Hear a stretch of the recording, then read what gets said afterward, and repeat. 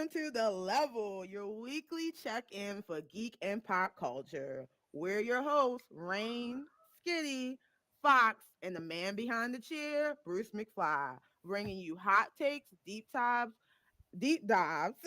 and a whole lot of fun each and every Sunday, live right here on Twitch and YouTube.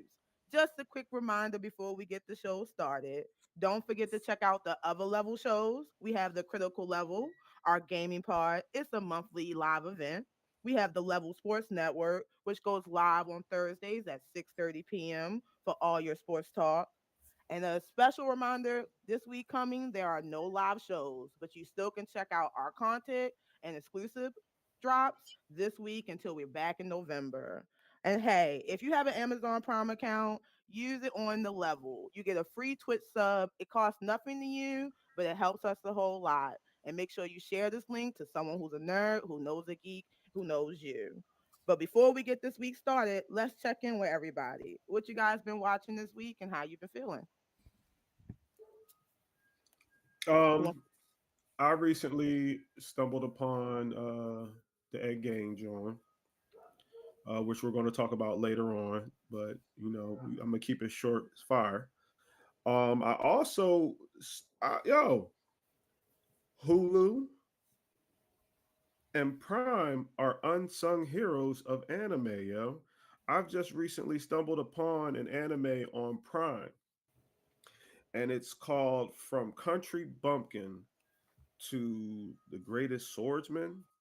And this dude, he's like an old head, and all of a sudden it's like his students are like coming back into his life that that he taught the sword. And he's still nice. It's just that he's living a chill life, but it seems like his students want a little bit more for him. So it's a very, very interesting story. The action is better than I thought it was going to be, and it is a not a Hulu. It is a Prime original anime. So Right. definitely check that out whenever y'all get the chance. I think I said I have to check it out. What about you, Fox? Um, for me, I've just been binge watching Demon Slayer. I caught up late, and I get joke for not saying his name right, but is Inoki? I said it right. Inosuke. Inosuke. Inosuke. Inosuke, yeah, man, that's my man. I love everything about this dude, like from his comedic ways and the fact that he want to be the best. He remind me of Luffy, from One Piece. He Luffy. want, You say his name wrong too. yeah, what's his name? Luffy. Say it again. Luffy. Luffy. Luffy. I he, can't he I get, can't even clown him. I can't even clown him because it took me like a month of Sundays to say Guy Chakuda. So, I can't even.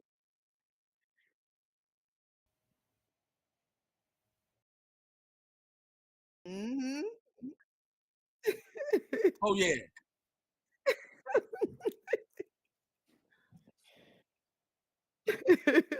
Hey, you right about that. That's one thing, man. I'm terrible with names. I talk too fast. I guess that's what it is. But overall, I've been binge watching Demon Slayer, and of course, checking out the things that we want to talk about later in the episode. Alrighty. Well, what I've been watching. Okay, so two things happened this week that I was like jaw drop.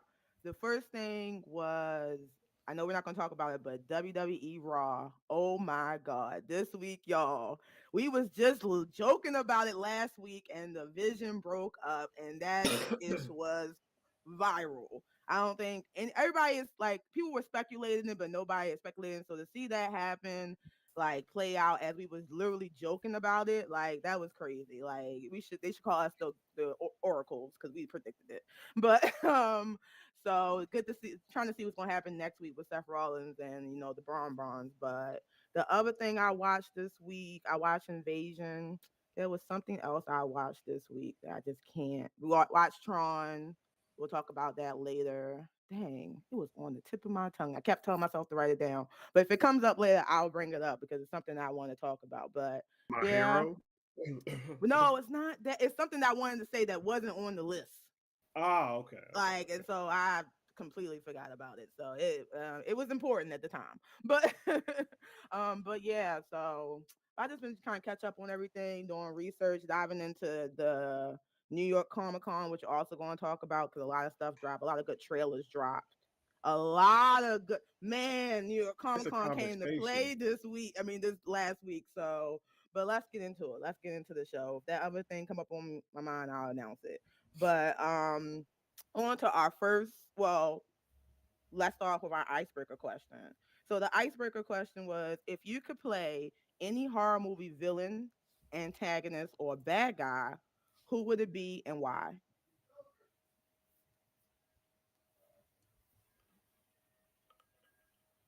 I mean, they die. I don't want to die.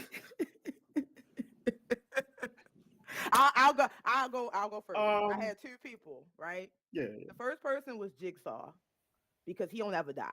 Mhm. Jigsaw every time we think he dead, he alive, and when he dead, he alive in someone else. Like if you really think about the way the saws go, like how many times you thought like he is like the mastermind of like fuck up your life. Like, it's like, are you gonna die right now or am I gonna kill you? Like it's I would be him because I wanna be the person that pulls the strings behind, behind the scenes.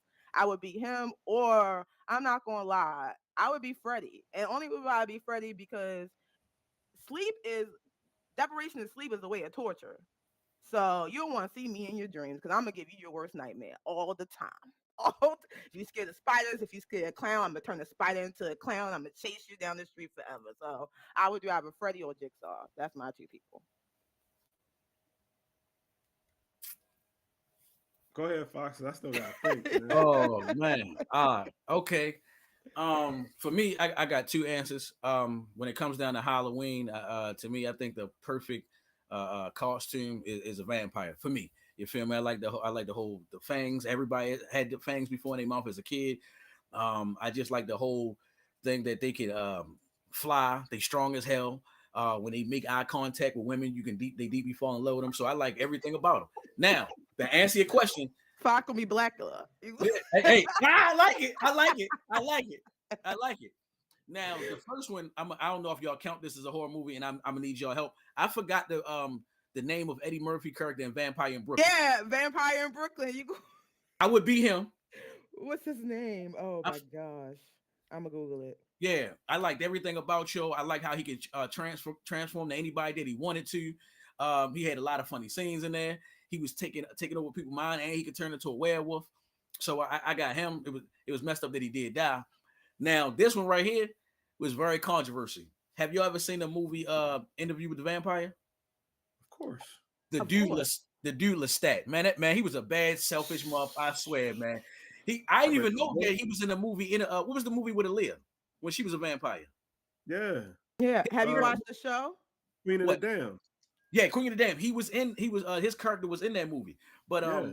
yeah, just the overall way how it was. A sadistic killer. That's all he was doing was just taking advantage. It made me think he ain't like men blood at all because the whole movie he was going after women, women, women, women. But he lived for a long time. I didn't even know they threw in there a little bit that he was a slave owner. I saw that a little bit, but yeah, I liked it, everything about him. Especially when they tried to kill him. They put him in the swamp with the alligator.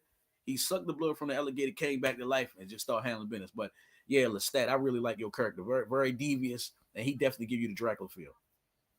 Well, to answer your question, Eddie Murphy name was Maximilian Yeah, in Vampire with Brooklyn. I would And definitely be him. the second thing is you should watch the show, the Interview with the Vampire show. It's For about to real? be they about to do season 3, Where can I and watch it it's on? on AMC. No, they just put the last two seasons on Netflix. But originally comes on AMC. It's based off the book and obviously the movie. They just announced who's going to be the queen. They just announced the person playing them. It's been a lot of talk about that, but it's on season 2. The show is phenomenal. When I say phenomenal, it couldn't get it better. I don't know All how they're right. gonna make it better. Like it is the storyline. I mean, there's some stuff that people don't care about, the homosexuality like that. But when you get past that part, the story and that season 2, when they get Claudia and they kill Claudia, oh my god, ugh, you're gonna be like, watch it. I guarantee you'll love it.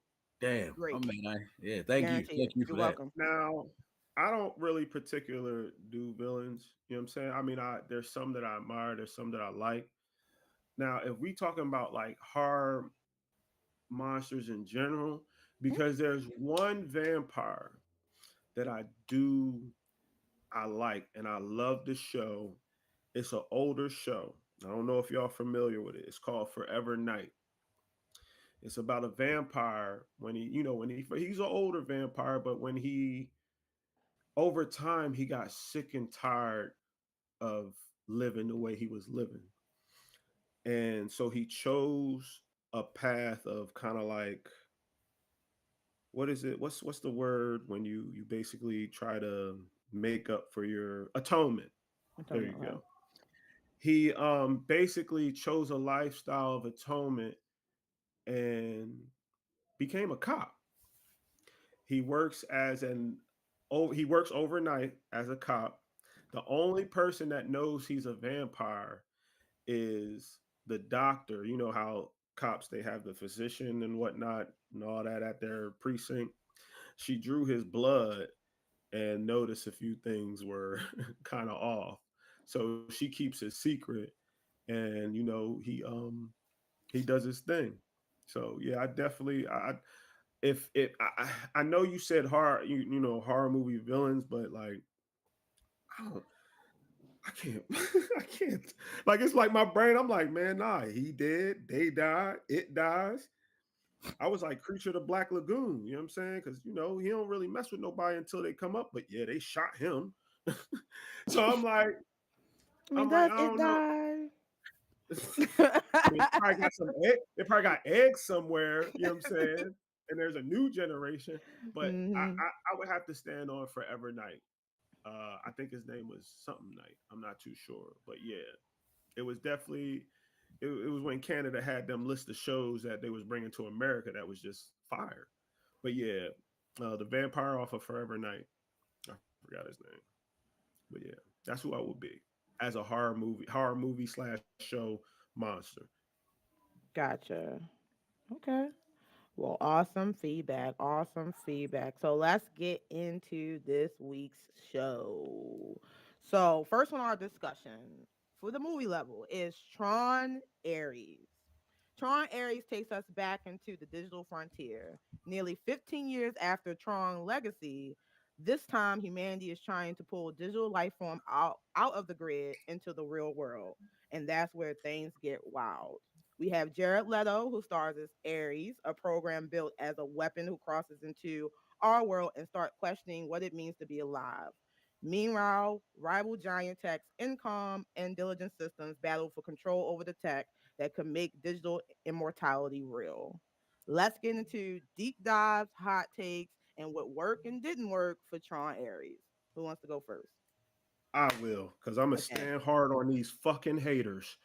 The same hate that was for Legacy is the same hate that people are showing for Aries. I don't want to hear 15 years later, oh, Aries was kind of cool. Just like I'm hearing now, oh, Legacy was all right. Nah, man. Aries had a fire story. Tron as a franchise movie has always been visually beautiful. Period. The only thing that it needed work on, and I stand hold to this, the only thing it needed work on was the action sequences. Watching Legacy and seeing how Tron was moving, the flips and all that, I was expecting more on Ares. There was literally like, I say, three, four fight sequences on that whole movie that was all right. One in Yeah. particular that I can Yeah. remember that was fire, and that's when he was fighting the chick, and he made a wave with the staff, and then he hopped up on the light, and I was like, Mm-hmm. oh, he jumped off all the light. I was like, now that's fire. But other than that, man, Tron Ares was fire. Period. The soundtrack, I heard a few people complain about the soundtrack, and when you first watch the movie, you forget that Nine Inch Nails does the soundtrack because the soundtrack was fire.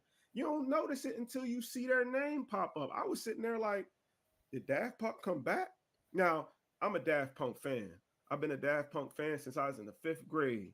Since I first watched Around the World on Box, the music television you control. And all my old head people that know that channel, we know. But bottom line is that, to me, I feel as though it's selective hate on Jared Leto. He's not a bad actor. I do feel as though like that Batman v Superman. No, not the Batman v Superman. Um, I'm talking about the was it Snyderverse. Batman v Superman? Yeah, that's when he showed Suicide up Squad. Suicide Squad, and then he I also showed feel up as in though that movie. I feel as though it was bad writing because when we got that future episode, I mean that future scene on what was it, Justice League, Mhm. the where they extended the scene, Mhm. everybody was hyping that Joker up when he was he did his little speech when he had the long hair. Everybody was like, "Oh, where was this Joker at?" Different writing. You know what I'm saying? So I again, trying Aries was fire. That's me. Y'all can take it. Um, Alrighty. for How about me, you, Fox? I definitely gotta agree with you on this, man. I like it. The only, like I said, the only the problem that I would have with is that I wish it was more fighting scenes. I mean, you can't just keep giving me all that nice bike driving, the airplanes. I gotta give a shout out. I like the airplanes in there. I just like the red color overall. I do like the blue, but the red color just be fire to me. But I wish it was more fighting scenes. The story that they told was pretty good. I liked it. I was definitely into it. The dude, what was his name? Julian Dillinger. Did I what that was his name? The bad guy name? Mhm. Yeah. Yeah. I like how for some reason I'm starting to like this conniving stuff. Maybe it's a shout out to Seth Rollins. You always stabbing somebody in the back or doing some idea to put your way to the top. And that's exactly what he was doing. And I like it that it was like an AI takeover. I like that. It make me think about we probably might deal with that in real life right now if we just keep being lazy and relying on AI and things like that. And then the last thing I want to add is to do Jared Leto. That I make sure I said that right. I like this guy, especially when he played in Morbius. I didn't even like Morbius at all, until I seen that movie because I was growing up off the Spider-Man, how he had the suction cups in his hand, and then of course, you read the comic books, so you never hearing nothing good about him, and then this guy plays him to the point where I was like, I was mad at the end of Morbius. I think he hooked up with Falcon. I mean, hold on, what's the dude name? The bad guy, he played his Batman, but in this movie, he plays one of the guys that's a bird fly. He played I gotta watch. I gotta look Michael it up Keaton. because I don't. He was a Michael. Falcon. what's the bird bad guy in Spider Man? What's Michael his name? Keaton. Hawkeye. I mean, not Oh Hawkeye. no, you talking about Vulture. Vulture. The Vulture? There you Vulture. go, Vulture. Oh yeah, Yeah. so Yeah. that's the part that I was mad about because at the end of the movie of Morbius, them two hooked up and was like, "Yo, you want to basically go after a bigger challenge next Spider Man like that." So, but other than that, I like the guy Jared Leto. He did a good job. You feel me? He killed it and shit. I wanted to be a part of Tron. I definitely want to get on a bike. But yeah, that's it.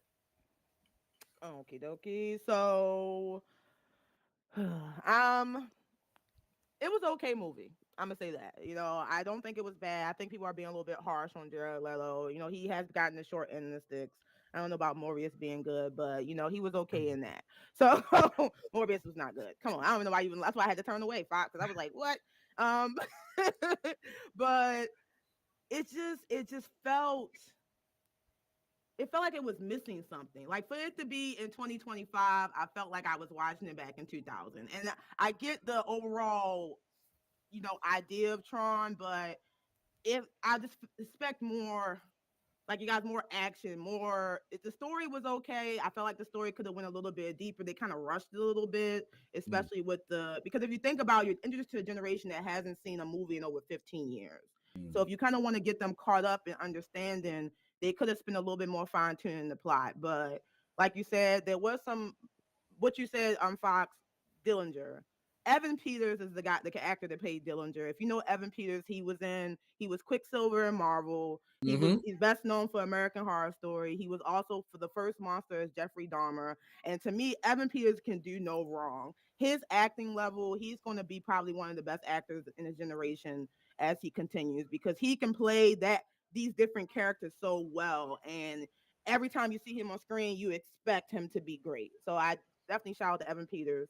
A couple of highlights. We got Jeff Bridge. He returned for a brief role in Tron. That was a lot of excitement for a lot of Tron fans. The 29-minute rule, they didn't stick to it.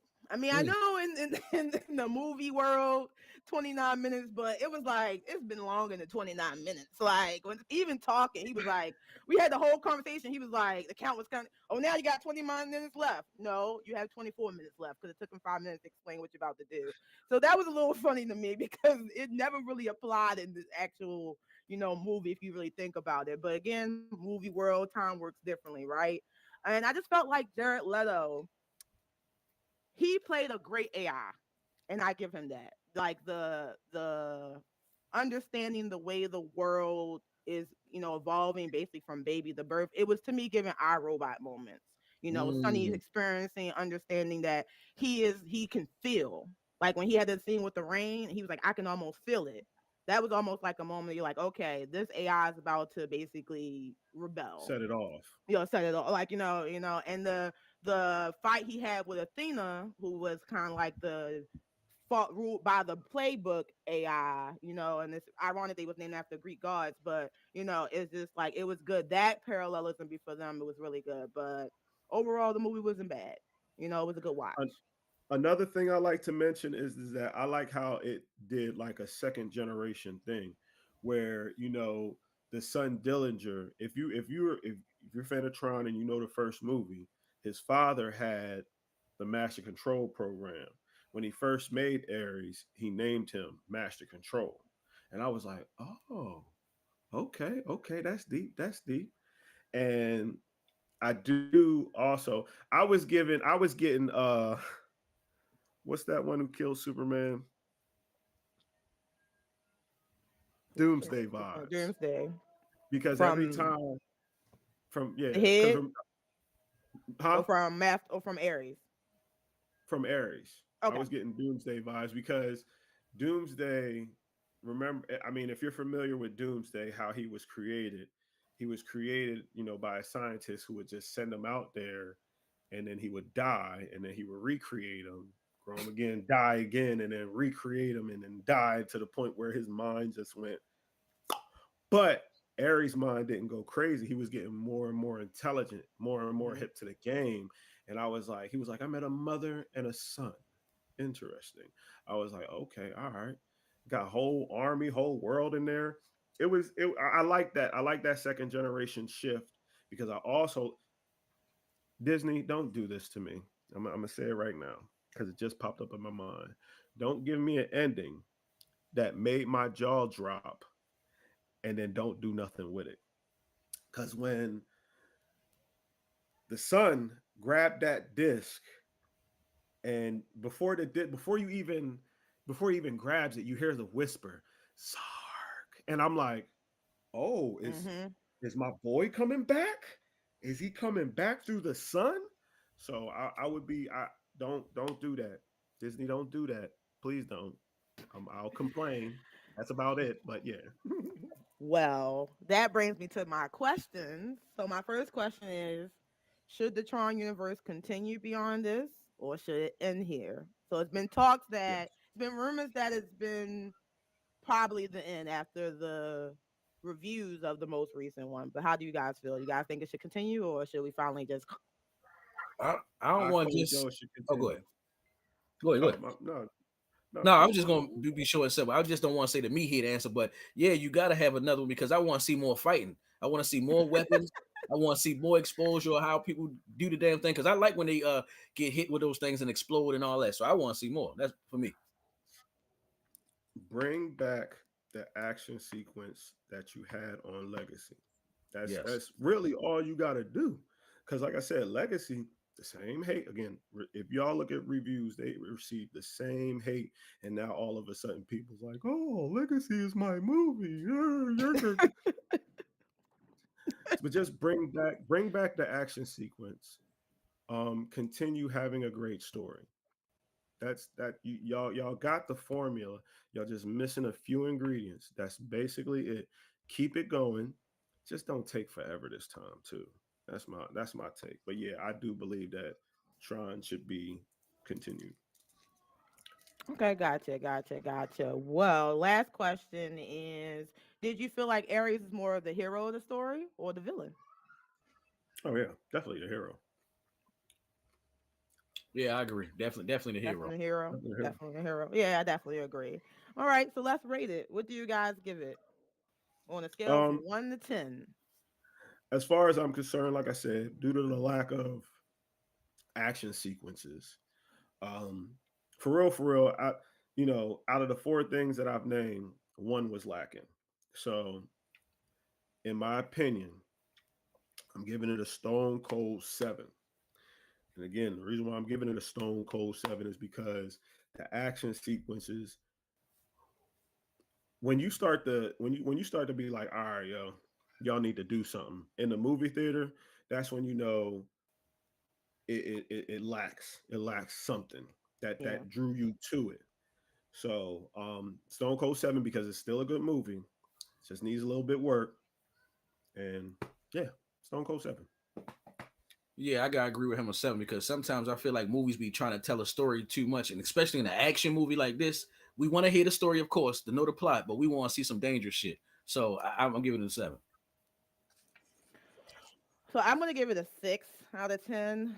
Um, I was gonna give it lower, but you guys gave it a 7, so it inspired me. But it's just, it's just, like I said, it was an okay movie to watch. I'm glad I didn't pay for it, but but it was, but I'm gonna give it a 6. Like I definitely saw what they had, but it just dropped the ball, and I wish if it was a little bit more cohesive. And I don't blame it on Jared Leto. I don't blame it on. I just think that it was just too inconsistent. And like you said, because it was missing action, as we know to be an action movie, it's inconsistency. The story wasn't enough to carry the lackluster action. So I'm gonna Mhm. give it a 6. So if we do,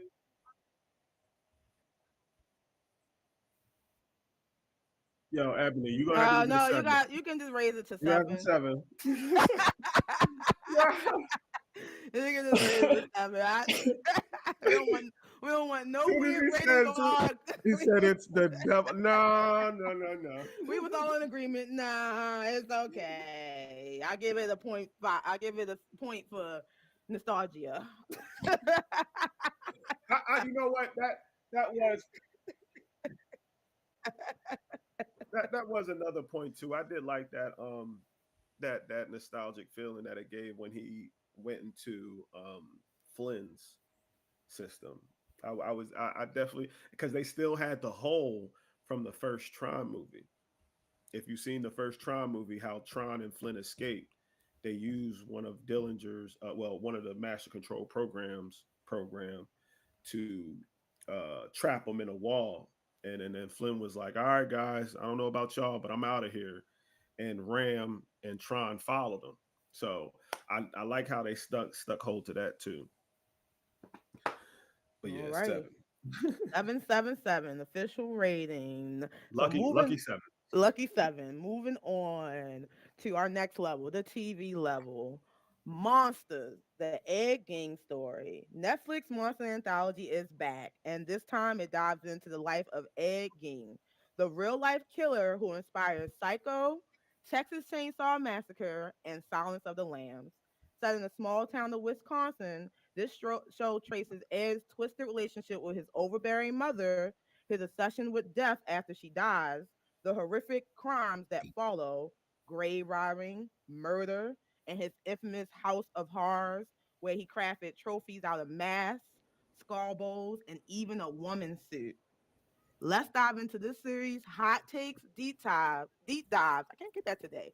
Deep dives and critically Please, unacclaimed. please let me start this because I just want to. I know Yes. y'all going to really go into it. I want to hop into this conversation, and I want to start by saying I didn't watch the last episode, the final episode. We got to do that today. We just stopped.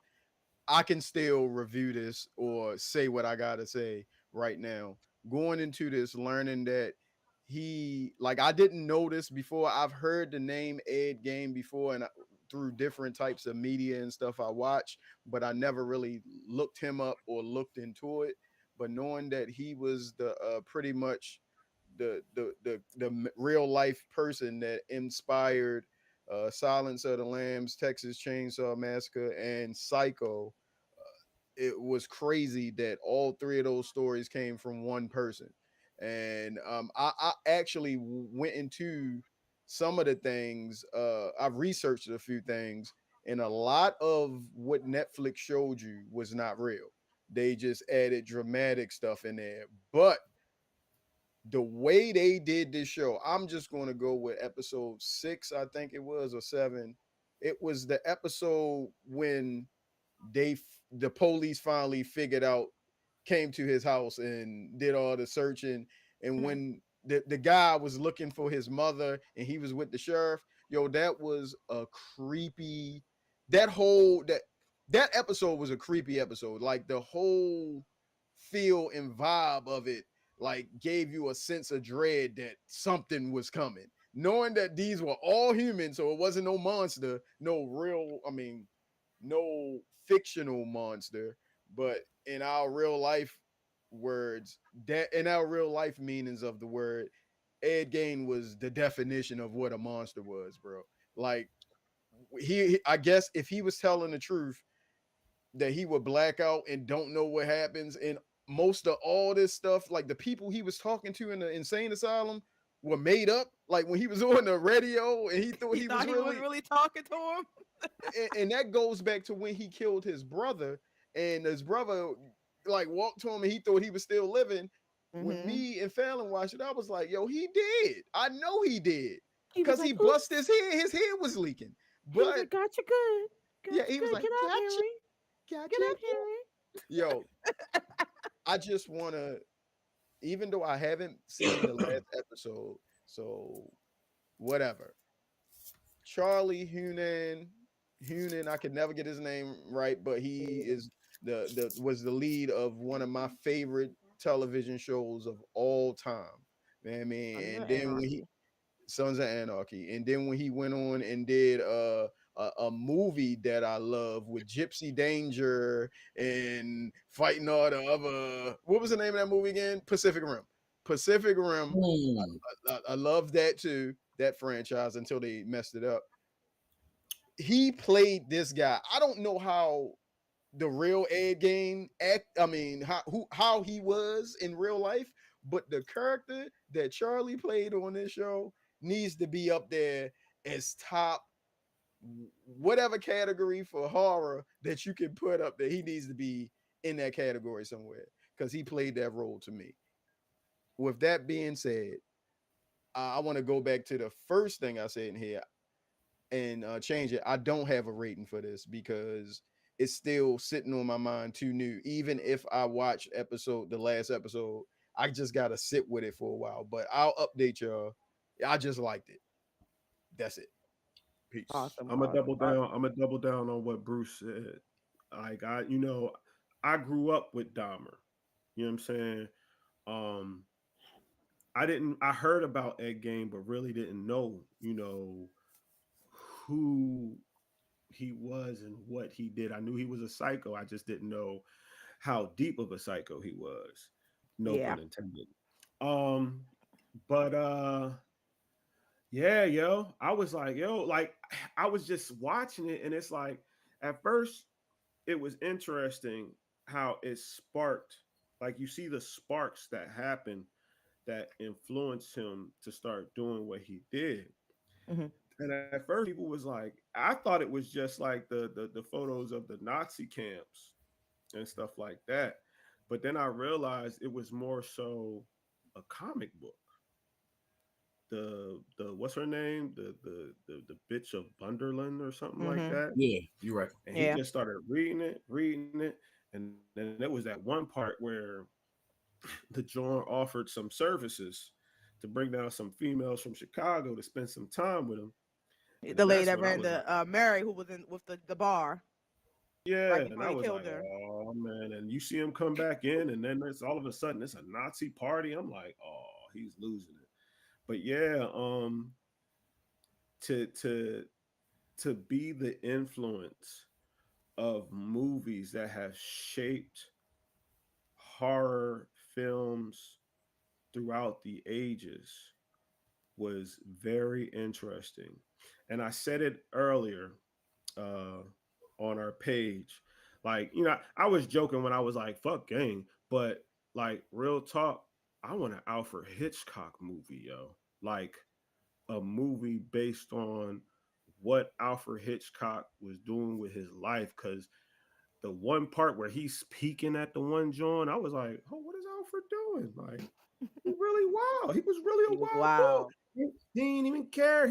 And then the fact that he was so excited about people throwing up. One John Yeah. had a miscarriage. I'm like, yo, Like that was That's what crazy. he wanted. So He wanted the best horror movie of all time, and he arguably got it. Like, sidetrack here on the Mhm. comments of YouTube. My boy Brandon was like, first he said Jeepers Creepers hands down is the scariest horror villain in my opinion. Okay. Um, we're gonna get to that because I ain't gonna front. Something that you can't kill is definitely deep. Um, but he said if he had to choose to be one, he would be Predator, a Yaucha. Okay. I didn't even think Fair. about that. I didn't For think air, because about that. aliens, they are technically Even though they have die, five like sides. no, Yeah, just yeah. I didn't Everybody think dies about in the that. horror. Right. But yeah, the Ed Gain story, the monster series. I haven't fully watched it again, just like Bruce mentioned, but I watched enough to know that I really do like the series, the both Dahmer and Gain. I love them And both. three of them. But I got you. Oh yeah, because the Lizzie Borden joint is about to No, come out. you're missing What? one. What? Monsters, the story about the Mendez brothers. That was the second one, and it was good. It wasn't. I It gotta, I wasn't gotta, I gotta out of watch the it. I gotta three. watch it. It You're was right, out of the three. Is my third one, but that technically was the second one. Like the see that because that was story another told. one. That was another Yeah, one that I grew up with. You know what I'm that was saying? crazy. I was there for that news. I was there for that broadcast. You know what I'm saying? Hmm. I was young with Dahmer, but I was old enough with the With the Menendez Mendez brother. brothers. Yeah, So, yeah, but I'll have to check that. I'll have to check that one out because again, yeah. I It completely was my forgot least about. favorite one. I not saying that like out of the if I could rank them, I'll rank them late. After Fox give his input. But out of Right, the three, it was my least favorite one. But it was good. The series in general, like he General was getting good. better. He just keep getting better. Like I don't. Right. So, but yeah. Anything else, Skitty, before we go to Fox? Oh no, that's it. That's it. Okay, Fox, what you got? Well, I got a question for y'all. Okay. Because this guy did a great job as far as being this dude Ed Gain, and you mentioned the dude that played his Dharma. So my question is, can you get an Evan Emmy? Peters paid Dahmer. Yeah, The yeah, same yeah, person just on Aries. Yeah. yeah. So my point is, can you get a Grammy for playing a good actor on a show, not a movie, but a show? Can you get a Grammy or Emmy for that? They get an No, they're Emmy. called something else. Yeah, They Emmy. get Emmys. Yeah, they get Emmys. Emmy. Okay. Because the Yeah. dude who plays Jeffrey Dahmer, he killed it, did an amazing job. Hmm. To the point where I really thought that he was doing those things for real. There was no fake scenes. I really thought that was for real. Especially that's Yeah. Dance of the Year right there. I'm not gonna lie, that was Dance of the Year right there. First of all, back to this guy right here, the Ed Game. First of all, the guy who he looked just like him. I watched a real life YouTube interview of the dude Ed Game. He talked like that a little bit with that little soft voice. And another thing was crazy is how everything he went through as a kid being told not to touch ladies, being told Yeah, from his mother that she really didn't like making love to his father, beating the father up, putting him out the house. Then he was wearing women's clothing a couple times. And you already discussed how he was a peeping tom and all this crazy stuff. He killed the old lady in the bar and all that. The Hmm. whole thing, how he let the comic book really take over his mind and he really like lived it out basically. And is another thing I found weird about the whole show was like, remember it was some dude, it was some director in there who who made the movie Flash. Alfred Alfred Hitchcock. Chop. Yeah. All right, It's yeah. Alfred So Hitchcock. so that's my thing right there. Like for those people who like this guy real life kills people, makes body parts out of clothes and do all this, and I want to study him and make a movie about it. I think they more insane than him. To Yeah. be real, I would say that. I mean, to me, I would say, I mean, that was like a little mental thing. He was going through something. It looked like something was wrong with this guy the whole entire time. And as your brother said, they didn't really go into certain details, and they did exaggerate the movie. But I just want to know about the guy who played as remember there was Norman Bates. the guy who played as him was dressing up in the clothes, and he had the boyfriend and his Oh, boyfriend. that was Buffalo. That was okay. So we got the first one was Norman Bates.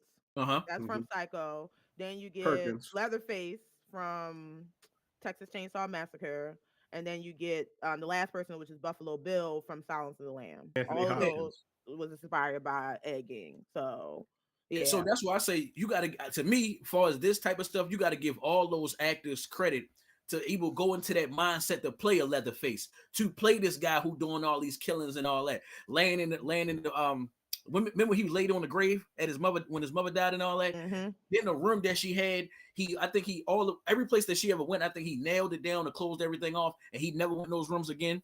Then he dug a woman body up. I mean, to me, there was a whole It another was level crazy. Like, of Psycho. And then, like I said, I'm not want to spend too much on Ed Gein, even though it's about him. But I gotta give credit to the actor who was portraying it and getting the job done. I mean, that takes a lot of work for you to go study somebody and you do that every mannerism, talk like them. You don't miss a beat. And I love when I hear all the actors say, you're really representing somebody else. So you gotta go there and do the best job as you can and make sure you study them to a T. Not to go side note, but one of my favorite movies of all time is oh my god, who got that song? We will Queen. You ever seen that movie by Queen? Bohemian Rhapsody? Yo, mhm. the dude who played Freddie Mercury, he had him down to a T. Mr. Robot. Yeah. What's his They got a name? they got a YouTube. My bad. My bad. They got a YouTube clip of them two side by side, and he got that boy moves down pack. And then I just go watch the Ed Gein YouTube real interview. The dude who played him got him down pat. So I gotta give credit on the acting. I can't really say I'm gonna watch it all the time because that's some scary shit. I'm just being real with you.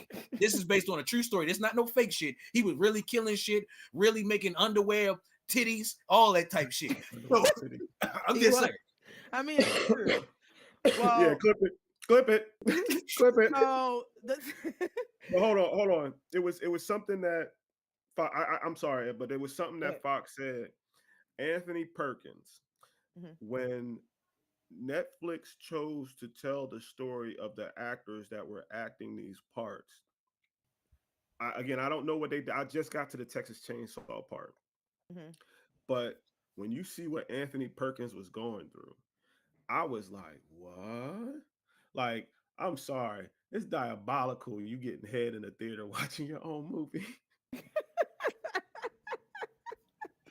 That was crazy. I was like, all right, bro. But yeah, but the fact that he was trapped in that role though and couldn't Yeah, branch and off. couldn't branch off. That was the sad part. He There's a always lot of was. actors who go through that. They get stuck because people like them so much as that character. They kind of force them to only be in that genre, and I definitely like that. That part was interesting to see depicted. Sorry, I didn't mean to cut Yeah. you off, No, but no, that was no, no, that's you. That's you. You good. oh, so what I was going to say is back to Charlie Hunan or Hunan, whatever his last name is, Charlie Jax. Some call him Jax. I did some research on him too. You know, they were basically saying that he changed himself physically and mentally for this role because he used to being physically fit, so he had to gain weight, he had to break his regimen, he had to get in, and it took a big turmoil on him. He even said in multiple interviews there were moments where he was afraid of himself because Mm. he was so into the role watching it portray. He had to find ways to take mental breaks, and we can see, you know, obviously, like for example, Heath Ledger Joker, what it can take for someone to play these, you know, sadistic, you know, serial killers modes and not get out of it. So watching him transform himself, and he's for lack of, you know, he's a good looking guy. So to take the lazy eye, and you Mhm. know, he had to cut his long luscious hair, like like I said, shout out to him because even though a lot of people, even though critics, everyone says it's over dramatized, it's not, you know, we know it's a dramatization, right? So, but it was a good one, Mhm. and we were captivated. Each episode kind of locked you in, and he did it. And all this time, he was talking to himself. That's the crazy thing about it. You know, you found out that the real life Ed Gein was diagnosed with schizophrenia, which Mhm. they used as a reason for the basis of his, you know, trial. He eventually didn't go to trial. He went straight to a mental institution where he died later from lung cancer. But, you know, they also talk about mental health and how the comments triggered his schizophrenia. Whether people believe he had schizophrenia really or not, you know, it's up to back then. But that was the trigger. And that initially would start the mental break where they gave him a polygraph. Like they gave him a lie detector test, and he was like, "I'm not sure if I remember I did that. I'm not sure. No, I didn't kill that person," and it didn't lie. Like, so you were like thinking, like, you really don't remember? He's like, "I remember robbing graves. I remember having sex with him, but I don't remember killing nobody." Like, and he was telling the truth. Mentally, he believed that. So that was a good thing. The other thing I wanted to say, Adeline. So a lot of people have been saying that Adeline wasn't real, that it was something that a figment of his imagination. The girl that was supposed that one that engaged to him. Oh yeah, A yeah, lot of yeah. people been asking, was Adeline real or did he imagine her? Because they show scenes where, for example, he's having the milkshake Mm-hmm. and the other shore never gets touched. But they're having a conversation at the, oh, well, I know Bruce didn't see it, but the last episode when she shows up, she's the same exact age as when he first originally met her. So a lot of people have been saying that, is the girlfriend real or was she another figment of imagination? How did you guys feel about Adeline? She was crazy too. She was down for it. Hold on, hold She on. was It's a down for it. it's a real person. That's a real person. I just It's based off a real person, but they're saying yeah. that in the dramatization, like the scenes that he has with her, like how they have a scene like when you have someone who is mentally imagining something, Mhm. there's certain things where she never really fully interacts with him at some point. Mm-hmm. Like Mhm. did he imagine their relationship? She was a Oh, real okay. person, but did he imagine their relationship? Like, Like you see what I'm Joker. saying? Yeah, like were they really in a relationship or was it someone he saw and he basically said, okay, this is the way I'm going to have someone who understands me? Because she wore the red dress and she was, smutting around town. She wanted to take pictures of dead people and stuff like that. Like, Adeline was I mean, wild, I man. that's a word that's kind of I'm gonna have to go back because I was like the mom when remember when he started the babysitting gig, Adeline was with him because the mother recognized both Adeline and him. hmm So, but I don't know. I still got to watch more of it. But yeah, that's interesting. Very interesting. That's something that's been going around rumors wise. So I've been seeing that talked about. Let me go back to my notes. Man, this is just so. Let me ask you guys: did you feel like Monsters egging went too far, or did it not go far enough, or was it just right? I dig it. You know what I'm saying? Like movies is movie. Alfred Hitchcock would be proud. That's what I'm gonna say because the thing is that a lot of people don't understand how. Like I said, the reason why I want an Alfred Hitchcock movie was because of what he said. He said I want to revolutionize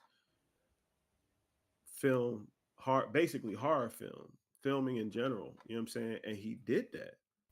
But I want to see the journey because, like I said, for him to be he was displaying some sick stuff, especially when he was talking to Anthony Perkins about game in the Yes, house, and he talking put him about in that moment. That was scary as fuck. he was like you have a sickness too, you have a secret too, don't you?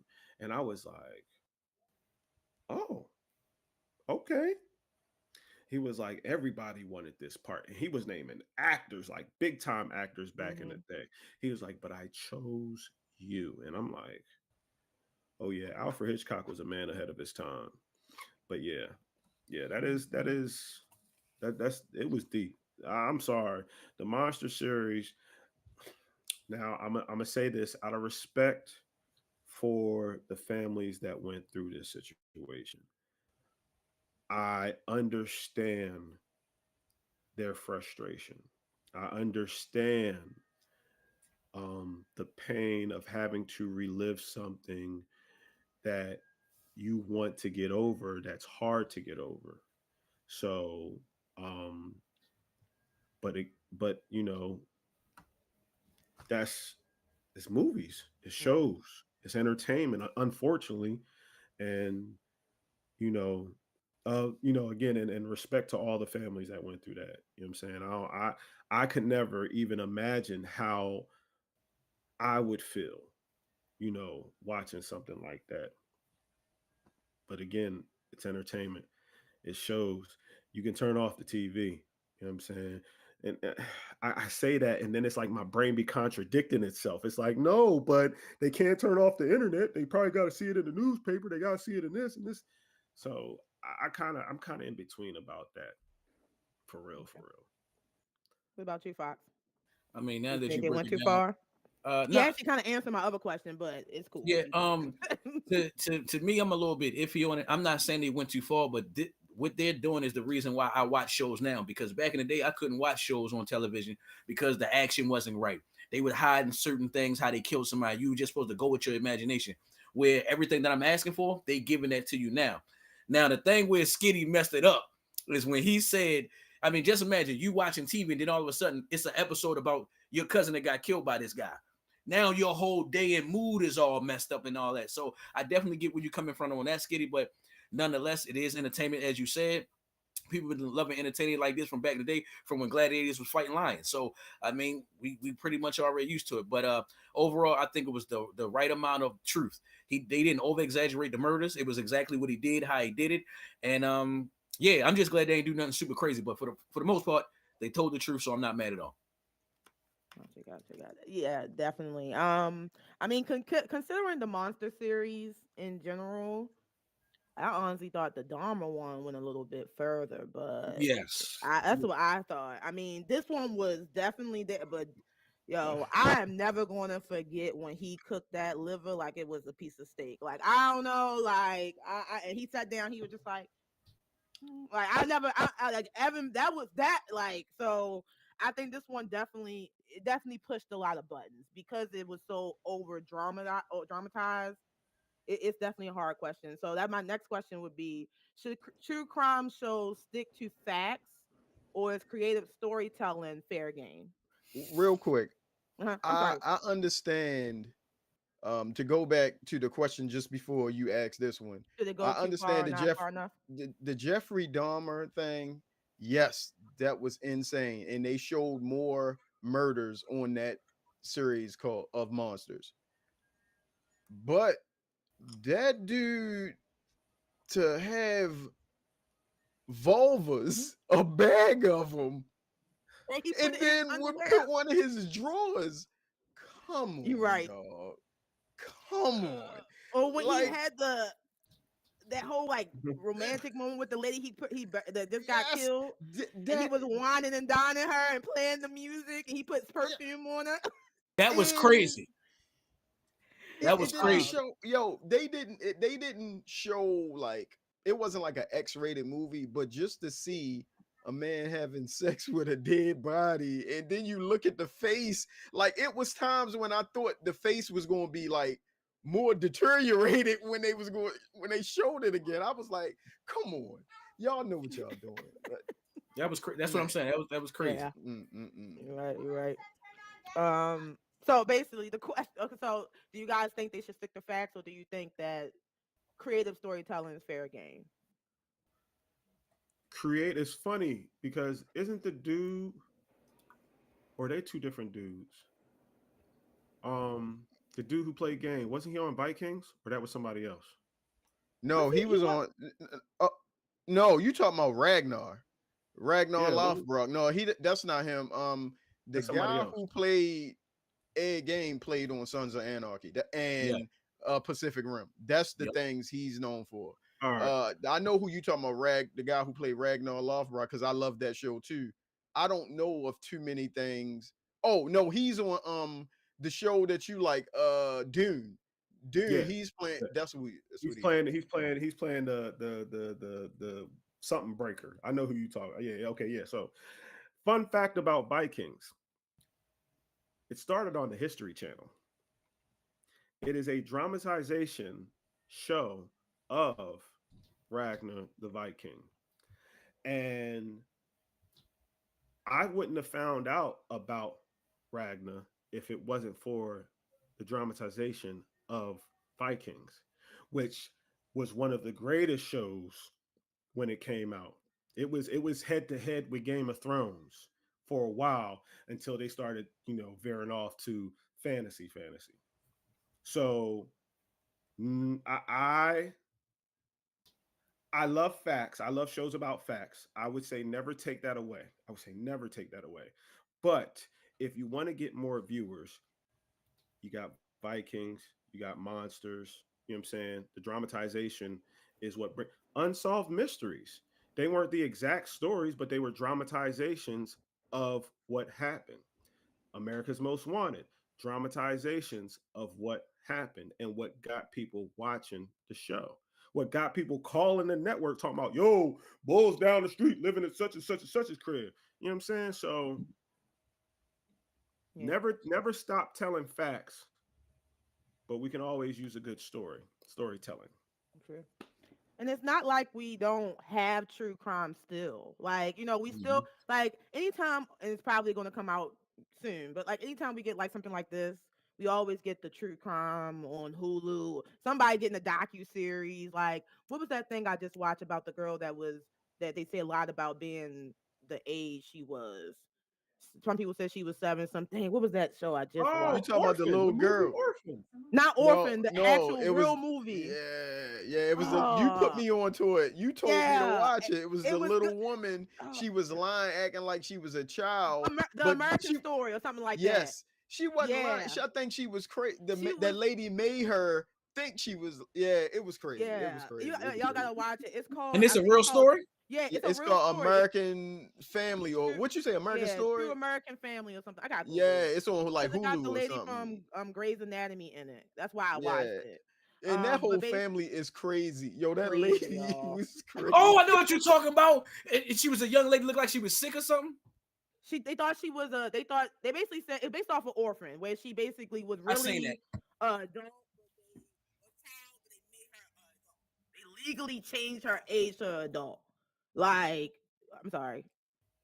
Somebody was saying something. No, you faded out No, and then it came was back. Oh, You Your good? I mic faded was out. going Oh, no, crazy You or good though? You whatever you the good? you came hear fuck. me back. now? It's Yes. this mic, Yeah, guys. Okay, yeah. But it was basically she was really a child, but the family legally changed her to adult and left her on her own. It was crazy. And she was on Dr. Phil and everything. Like, so it was a series, but they also released the true crime show like right after so you can, meet the real family, the real people involved in it. So that's what I'm saying. We always get both typically. Because So we're gonna given get the we gonna get the Diddy version soon. It's gonna be we gonna monsters, get oh the no, diddler. allegedly. Allegedly.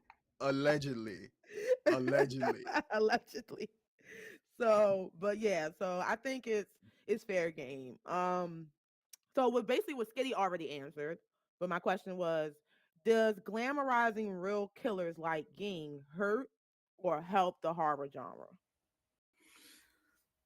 I would say it's going to help the audience that they're going after. I mean, it's going to help and be good for the audience that it's going after, but it's only going to hurt the people who got to relive the stories. That's that. I mean, that's about it. I mean, it's sad to say, but it is what it is. What it is. But yeah, that's my answer. Okay. repeat the question. Does glamorizing real killers like Ging hurt or help the horror genre? Um, I mean, of course, it would like help horror shows genre. You know what I'm saying? Gives people more stories to go off of because, like I said, to again double down on what Bruce said and what we just now realized. Ed Gein was the influence of three of the greatest, well, three of one of the greatest horror movies of all time. You know what I'm saying? Psycho, Texas Chainsaw Massacre, and Silence of the Lamb is my shit. Like I love me a Hannibal Lecter, some fava beans, So, but Buffalo oh, Bill. you know what I'm saying? So yeah, I mean, again, all fiction is based on some fact. I've said that, for years. And without some good facts, we won't have any good fiction. Very true. Very true.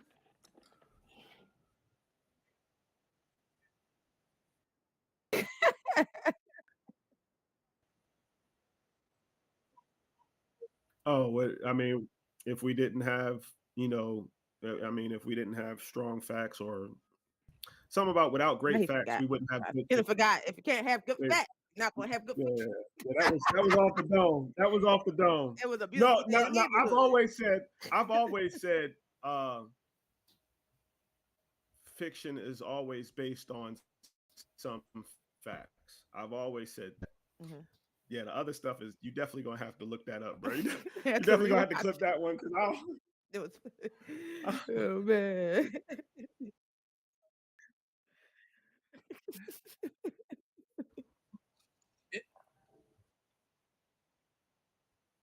And, and another thing, I want to add this to the dude. I mean, it's sad to say, but you know, it's people out here who love murderers and killers and the dead and stuff like that. Like it's a whole thing like that. So I mean, he even helped in the relationship world, and I ain't even trying to be funny, but I mean, He was getting it. Hold on, Ed Gein yo. was getting on What that show tripped getting me out some. was that book he kept reading, the bitch of Budenheisen. yeah, that Bruh. Oh, what tripped me out is that he was giving the lady that owned the gun shop. He was giving her back shots the day before. The next day he was killing her. Man, He was not. yo, I would have milked that. I would have milked It's that he's situation. crazy. crazy. He was like, "My mama told me you got the VD." She was like, "Eddie Jean, get out." That was crazy. He was like, "You're a shark." He's like, "You defiled." He was so upset, yo. He was mad that he thought he had VD. He was so mad he shot her. Oh, it said the He crazy. He was crazy. VD, yo. The VD. She was like, that's charlatan. Oh man, that was crazy. My man, shout out to Charlie Hunan. Yeah, like it's definitely up against the Jeffrey Dahmer one. But let's anything else about monsters before we move on. Alrighty, Can so I make a guys, make sure, request? Can I make a yeah, request? When you go to the anime level, could we start with One Punch Man and then y'all do the other two joints? yeah, yeah. Okay, cool. Appreciate Next you. level, comic level. Let's get into it. New York Comic Con. It was the biggest NYCC since COVID. Over 250,000 fans packed the Jarvis Center, and the energy was insane. We got panels from Marvel, DC, Star Wars, and more. Let's get into highlights, deep dives, and hot takes from Comic Con. How did you guys feel about this recent Comic Con? Did you get a chance to watch any of the trailers or surprise drops that was announced? If you know me, I'm not even I'm gonna be honest with you. All that other stuff I wasn't even paying attention to until they start showing clips of Sigourney Weaver talking about a possible return of Ripley.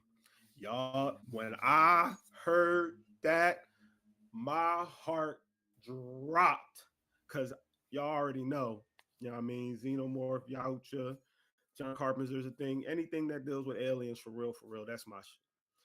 But man, the whole thought of Ripley coming back years later, I'm going to need that.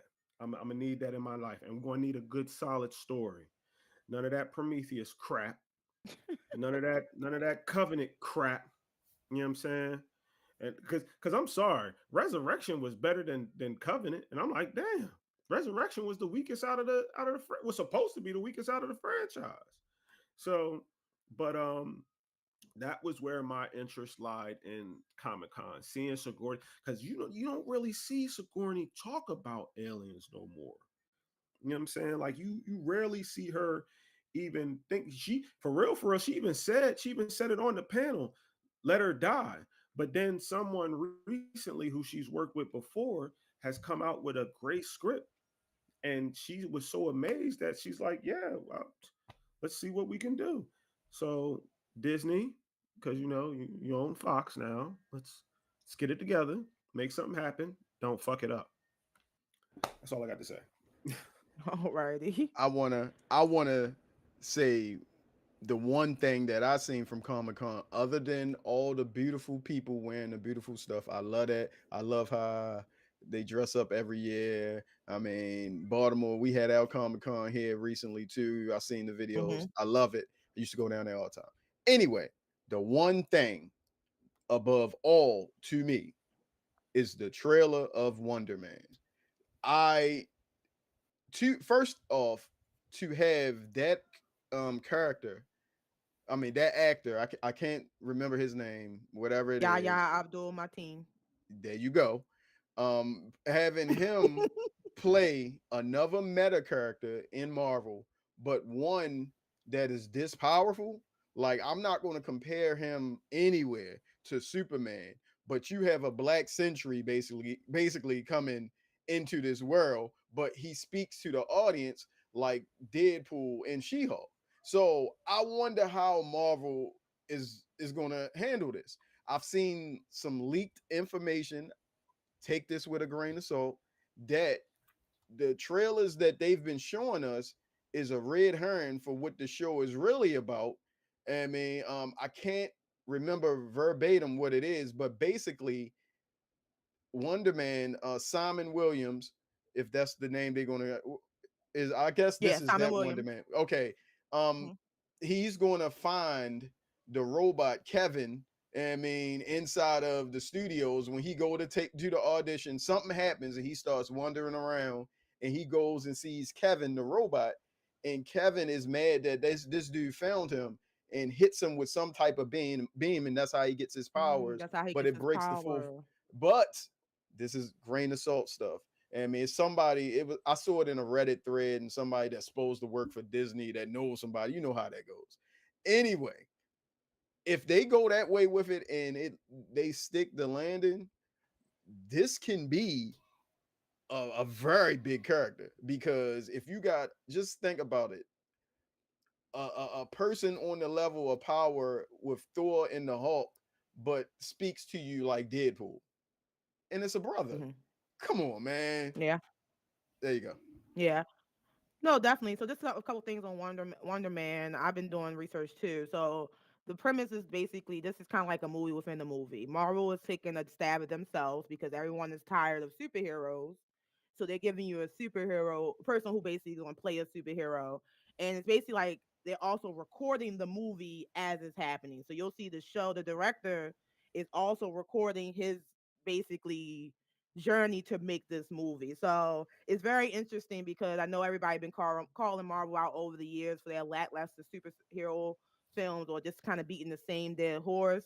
If we're breaking the fourth wall, this is a great way to go into the next part of Marvel by giving us a character that can look at us and say, "Hey, I know you're tired of the same old crap, and let's change it up." So I'm hoping they use Wonder Man as a way to kind of shake the way things are going in the Doomsday. Just to what Bruce said, doing research from the character, I didn't know much about Wonder Man before actually seeing the talks about it. But he like that. So a lot of people been skeptical because the trailers haven't showed his power, and no one wants to see a series of just this. But I Right. think Marvel about to pull something out of the bag and definitely surprise us with this one. So it was definitely good to see. They did push it back to January of 2026. Some people say it's because they didn't want to compete with certain things like Stranger Things, but there was delay in certain things they wanted to fine tune, and so it will eventually air January 27th, 2026. We can't hear you. You muted, Skitty. You hit the mute button. You hit the mute My button. bad. I was over there hacking and coughing. I ain't let you hear all It's the okay. boogers flying and whatnot. Basically, when it comes to Wonder Man, I knew somewhat about him. I'm glad that they're sticking hold to the fact that he was an actor first, but he was a villain first, and that's what drove me into Wonder Man when I found out about him. But I don't think they're gonna do that His because Burns emo. Oh, Yeah. my bad. exactly. I was You usually steal my no, thunder. I had to get you. I had to get you. no. I be stealing your thoughts. You know what I'm saying? I be in your brains. But no, you're right. And we haven't even got Grim Reaper. You know what I'm saying? And which is his brother. So that's why I'm like, are they going to do that? Are they going to They have have rumored him to as have a cast villain? Grim Reaper also. There's been Oh, rumors that he's been okay. cast. Okay. So you know what I mean? Hopefully, and this is another thing that I stand ground on. I hate it when superhero movies change the core of a character, because once they change the core of the character, that's when they take away what we fell in love with the character in the first place. Again, Wonder Man, he was a villain first. His powers are ionic base, and he got Mhm. his powers through, because you told when you said that Kevin Robot, Bruce, I was like, man, here we go, changing up the shit Don't knock again. Kevin. Don't knock But Kevin. no, but he said it was that, he said, she said, somebody worked for this, that, and the third, and I was like, oh, okay, so it's kind of a rumor still. All right. I mean, either way, we still gonna watch it just to see what it's about. But I'm glad, again. I'm glad that they're starting him off as an actor Mhm. according to who Wonder Man, who Simon was in the comics, in the cartoons back in the day. So let's just see if they stick to the grain for real, for real. A little bit going against it, but that was his name, Yaya.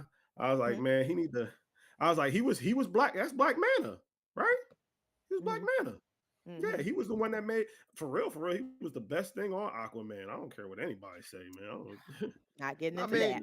mean, he was already connected with a Marvel character before in Netflix. Remember that, that that wasn't him. remember that he wasn't in the what was Luke the name of Cage. that joint? Black Mirror. Black Mirror Oh, he was Oh, in that Black wasn't with Mirror. Mar. Falcon. That wasn't With Marvel. Falcon. He I said was he was about to I say think connected to he had a Falcon. connection with a Marvel character. With that because episode where they was in like the Street Fighter. he Yeah, got that to was redeem himself for that one because that was good. like They was I told some clapping. joint that I play video games. She was like, "You play video games like Black Mirror?" I was like, "What is you talking about?" And then we sat down and watched. I was like, "No, no, I don't play video games like that. Hell no." But nah, he's a great actor. You know, love his range. I remember when I first saw him. He was on the Get Down, the Netflix joint about the breakdancing and the rise of hip hop and rap, Mhm. He was the the pimp. dramatization of the rise in hip hop to rap.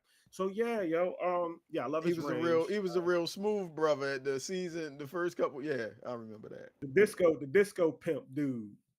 So, but yeah, I like I said, I just hope they stay true to the character. I hope they stay true to the character.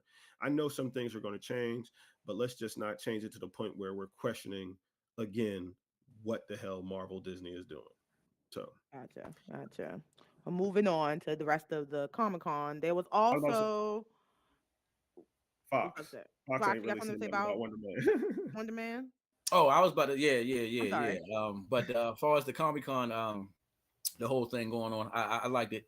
I seen a few things that I definitely like, as far as costume wise.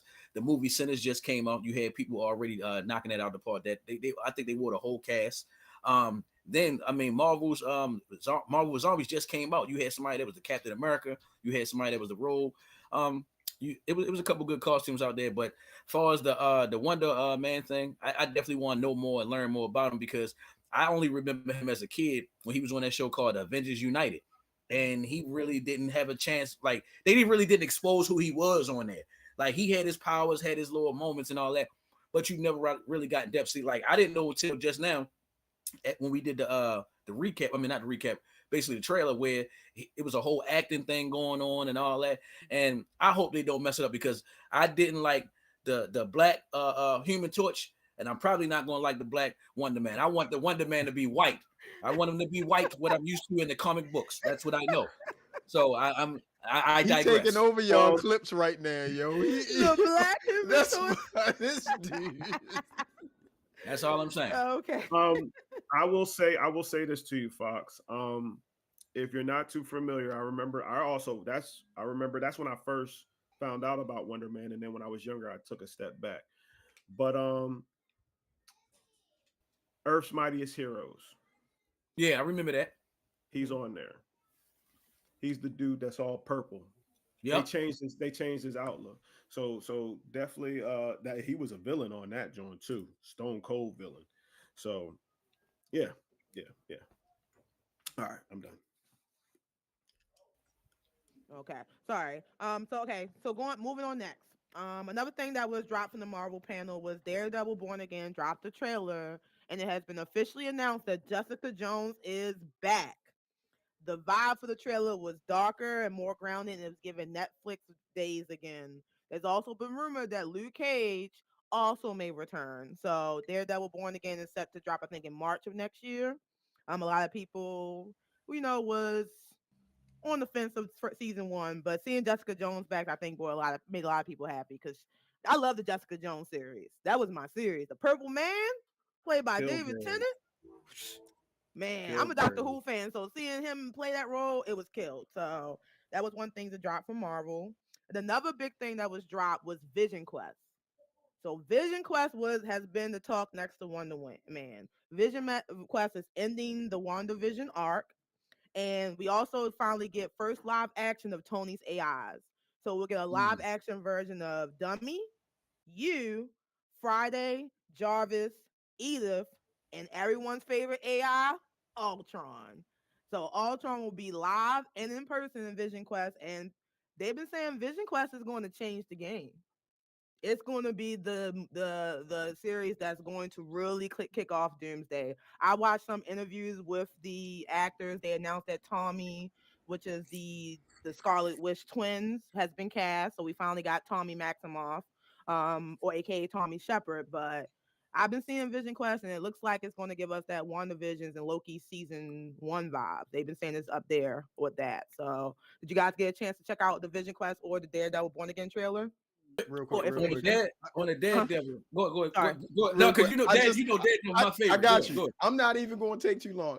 I just want to know who is they? Who was they? Is it Marvel saying it's going to change the game? Because they say that a lot. And when we watch It a w- movie, it be some the creator, mid. so the director and they No, had an I'm interview not with the questioning director. you, Yeah. Ebony. I'm Yeah. talking about Go if ahead. they said it. If they said, I don't want to hear their propaganda. That You feel, bullshit. you feel You me? want to see it. Exactly. Like that's like us saying, y'all know what? I mean, we believe it.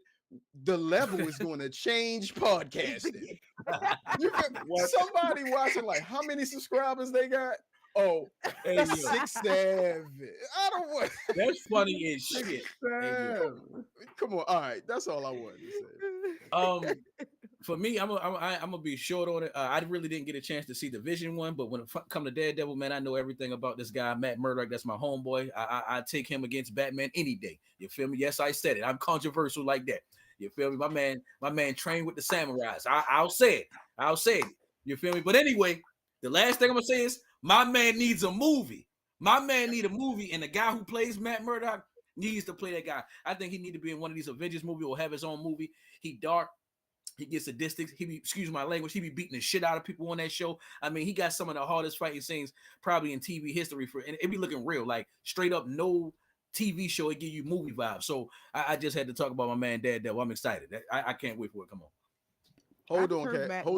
Hold on. You said Matt Murdock beating Batman. All right, first of all, I like Daredevil crosses over into my guy's universe, Spider-Man. So I'ma always have love for Daredevil. I had love for Daredevil before it was a Netflix show. I love grounded superheroes. That leads me to Batman. Batman is to the point.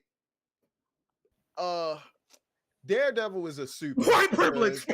No, I'm just saying Daredevil is a super because he has like sonic hearing and all these, his powers. I'm not going to rehash that. Mhm. Batman has always been just a human that's supposed to be a peak human in every sort of whatever. The way he's written, I'm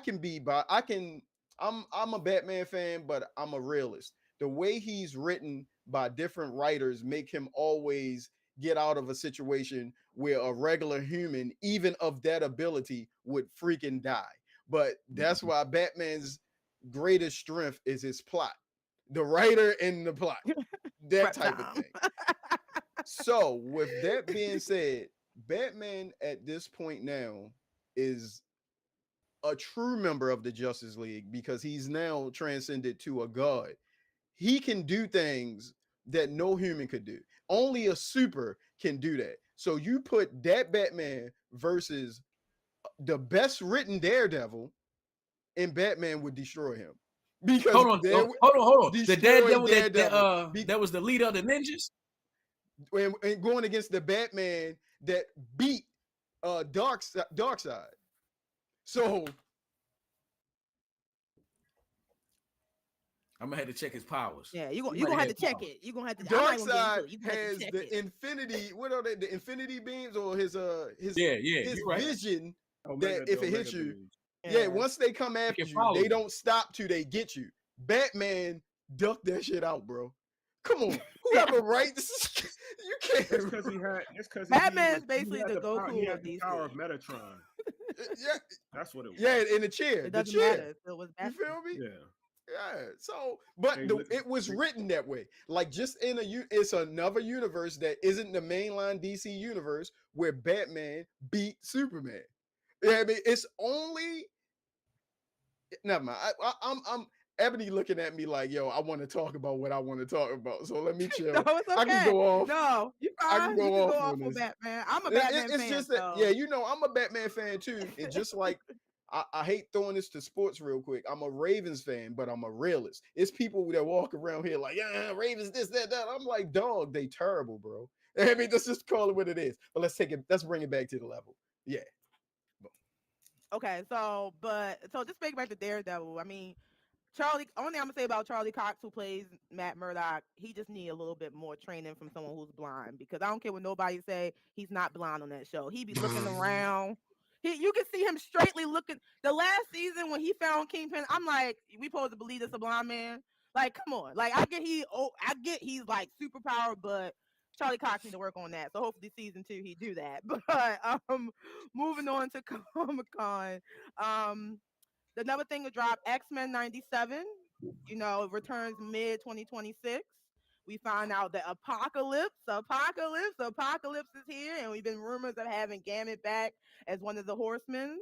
So there's been trailer from that and footage from that. So if you guys had a chance, they also are on talks for being renewed for season 3, 4, and 5 for X-Men 97. So I'm excited for X-Men 97, especially everything that happened. You can look in the controversy last year with, DeMayo, but I'm excited to see it to come back because that first season was, whew, man, remember I it. want to ask you a question. Is people shocked that Apocalypse was going to be on here? Because he was on the last episode. Yeah, I was about to say I saw him on the last episode too. He looked young.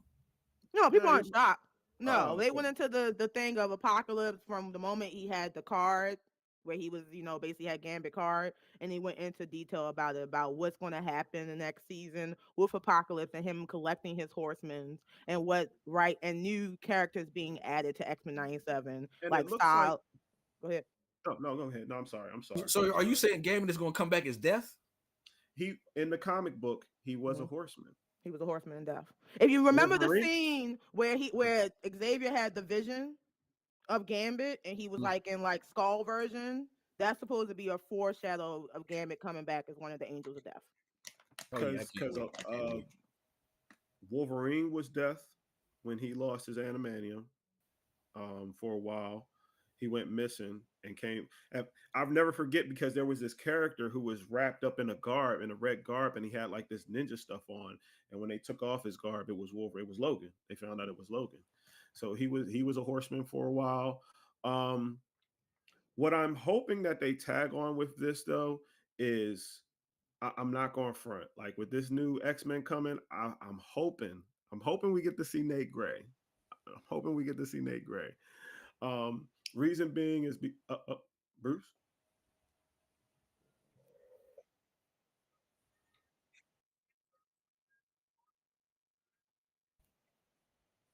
All right.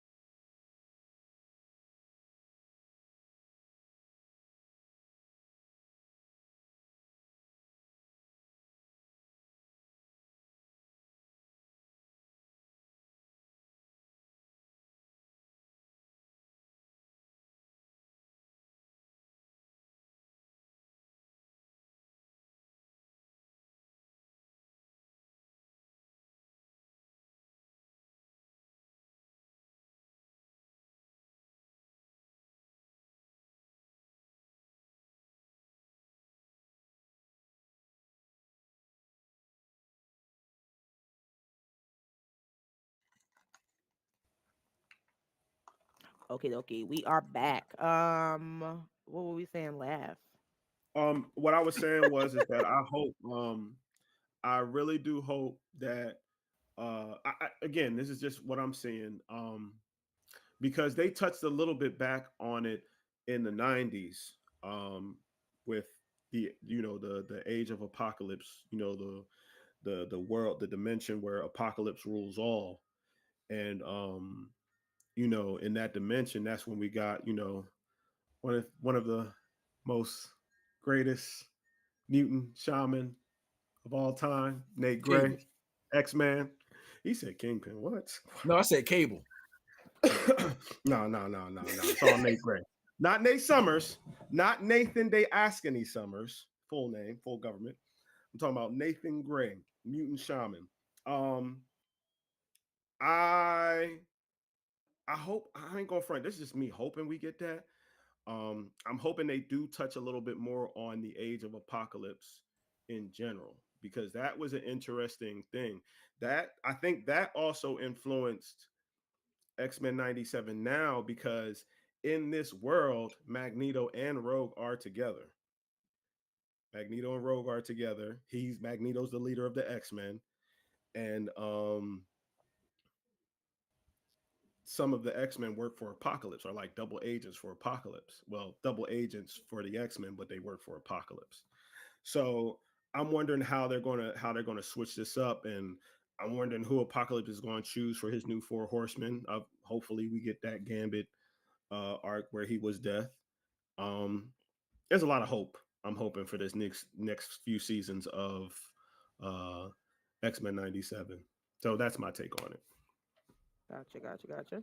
Yo, the X-Men are such great characters. It's like I just want to give them a shout out once again, because when the Avengers first appeared as the main franchise of this new Disney Marvel initiative, I always wondered, like, the X-Men are the big deal.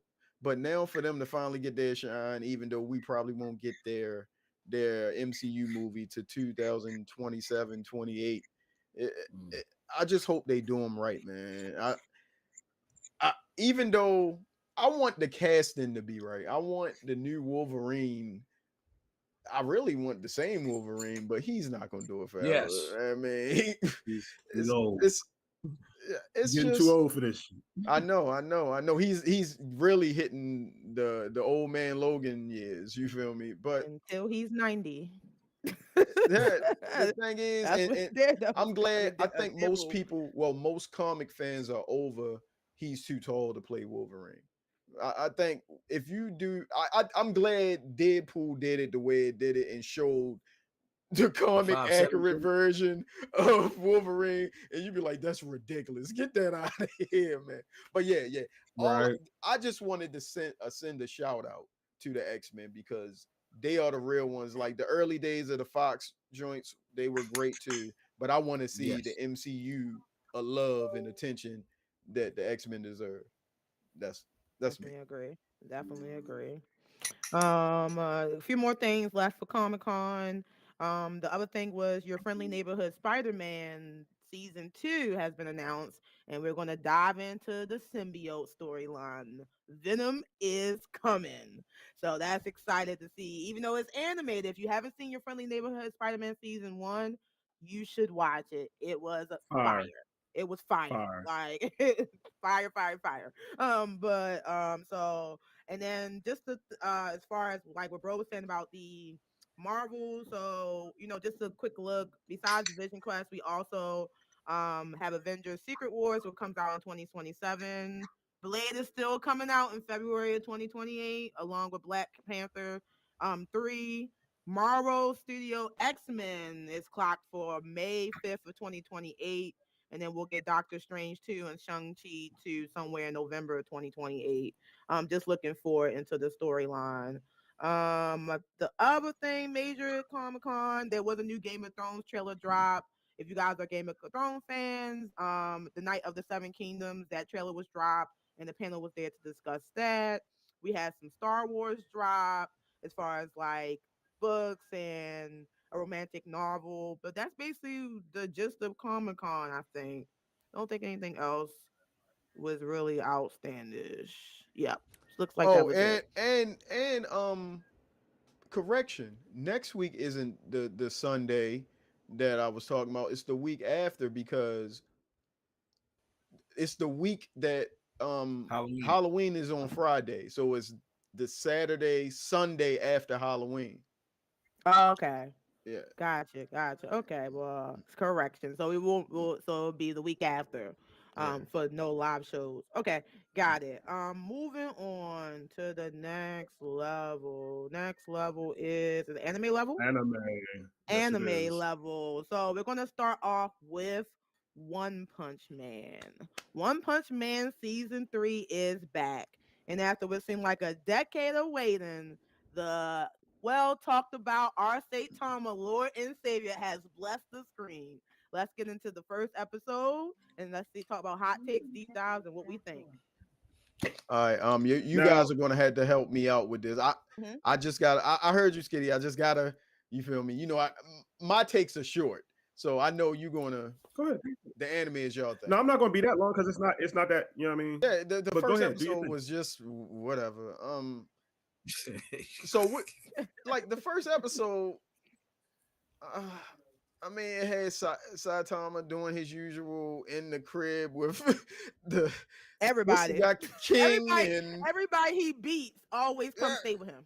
they want to be his friend now. And but no, what I really want to say, I forgot all about one of my favorite characters in the show. I put it in the Discord, but Pori Prisoner, yo, that dude.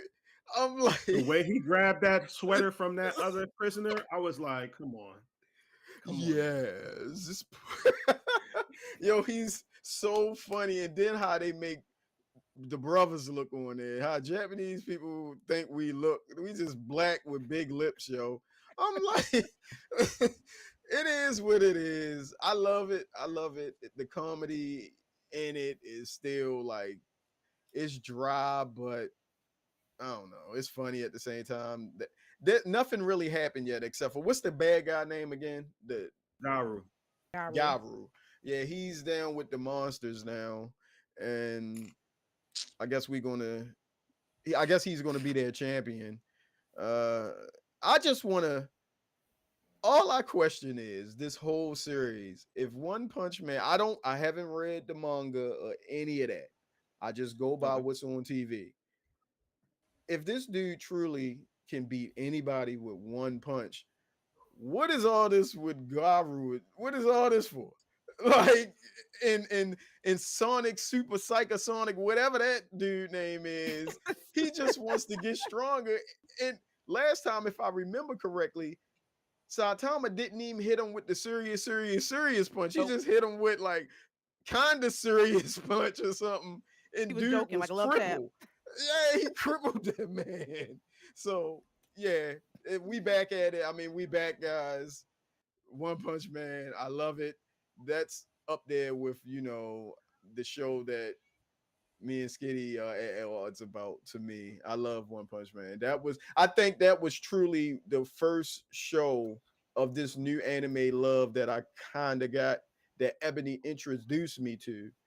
Ebony and my son, that I really loved. I was like, oh, I like this because he can beat Goku. In my mind, that's what I was looking for. But whatever. It's y'all. I love the show.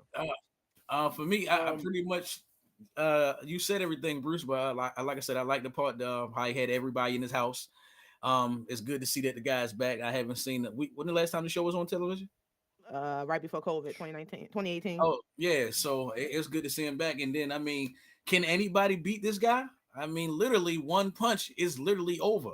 No, but I mean, I even seen this little drink where they say who nah, would win this fight, in him versus the Superman. manga, oh, one punch.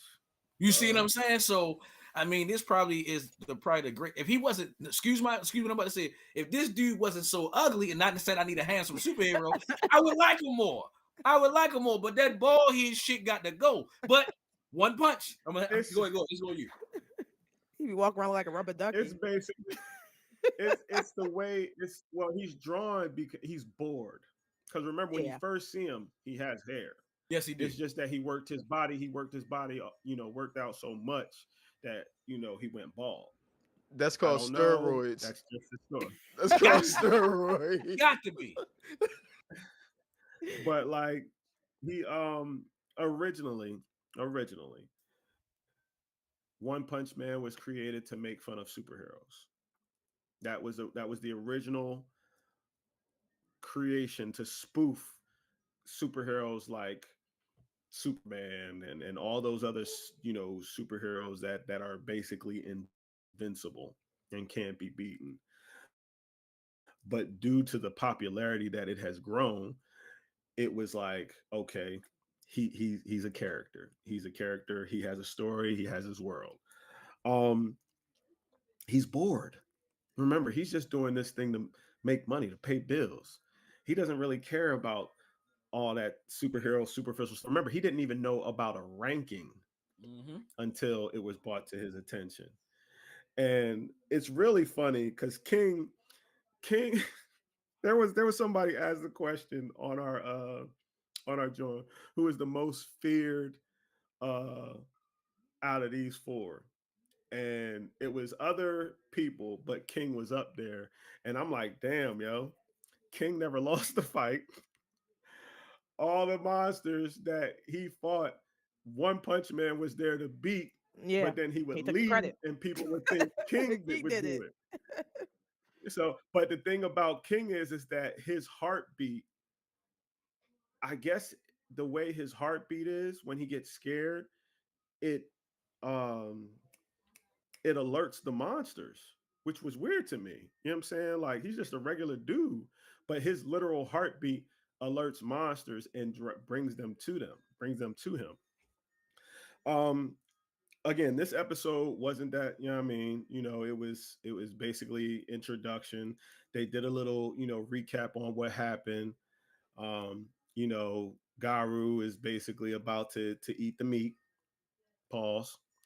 And yeah, I'm just ready for the ride. I'm ready for the takeoff. So that's basically Well, Hold on, hold eat on, the hold meat. on. He said, "Eat the meat, The and then meat, I'm and I'm ready ready for for the the ride. ride." I wasn't gonna Yeah. say nothing.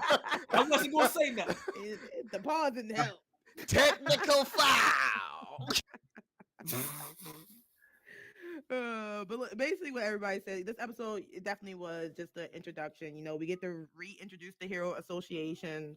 We basically set up the plot. All the S class heroes are called, but One Punch Man decides he's too busy. He too busy chilling to show up. He really didn't give a fuck. Like, I mean, even when the girl came and got him, he was like, I mean, how's that my problem? Like, until they was like, Garu, like he getting stronger. He like, oh, I thought I stopped. Oh boy, I gotta go do it again. Let me go ahead and put my rubber ducky on. Let me go out the door. you know what I'm So saying? like so I just love like his personality to be the strongest person literally in your universe, and you just got this. I'd rather eat some ramen and hang out with my homies. Like is very interesting and fun to watch. He does need a bigger place. I mean, it's too many people because they keep defeating Yes. people. They ain't gonna fit. Like they all in the corners. You got what's the old dude, the wolf dude that had his butt was based ass out on the floor. I don't know what was going on when they walked in the door.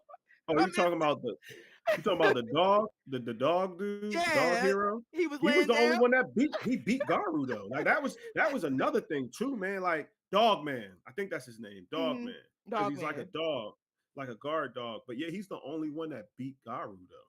Out of all the heroes, he was the only one. Him and of course Saitama, but because Garu walked away leaning and scrapping when he fought Dog Man, but Mm-hmm. then took like didn't take his ability, like he adapted his ability to his fighting style, which I love Garu as a villain. Okay, well Wait until definitely. y'all see Monster Garu, because see, I read the manga, I read that fight, so It's about yeah. to get real.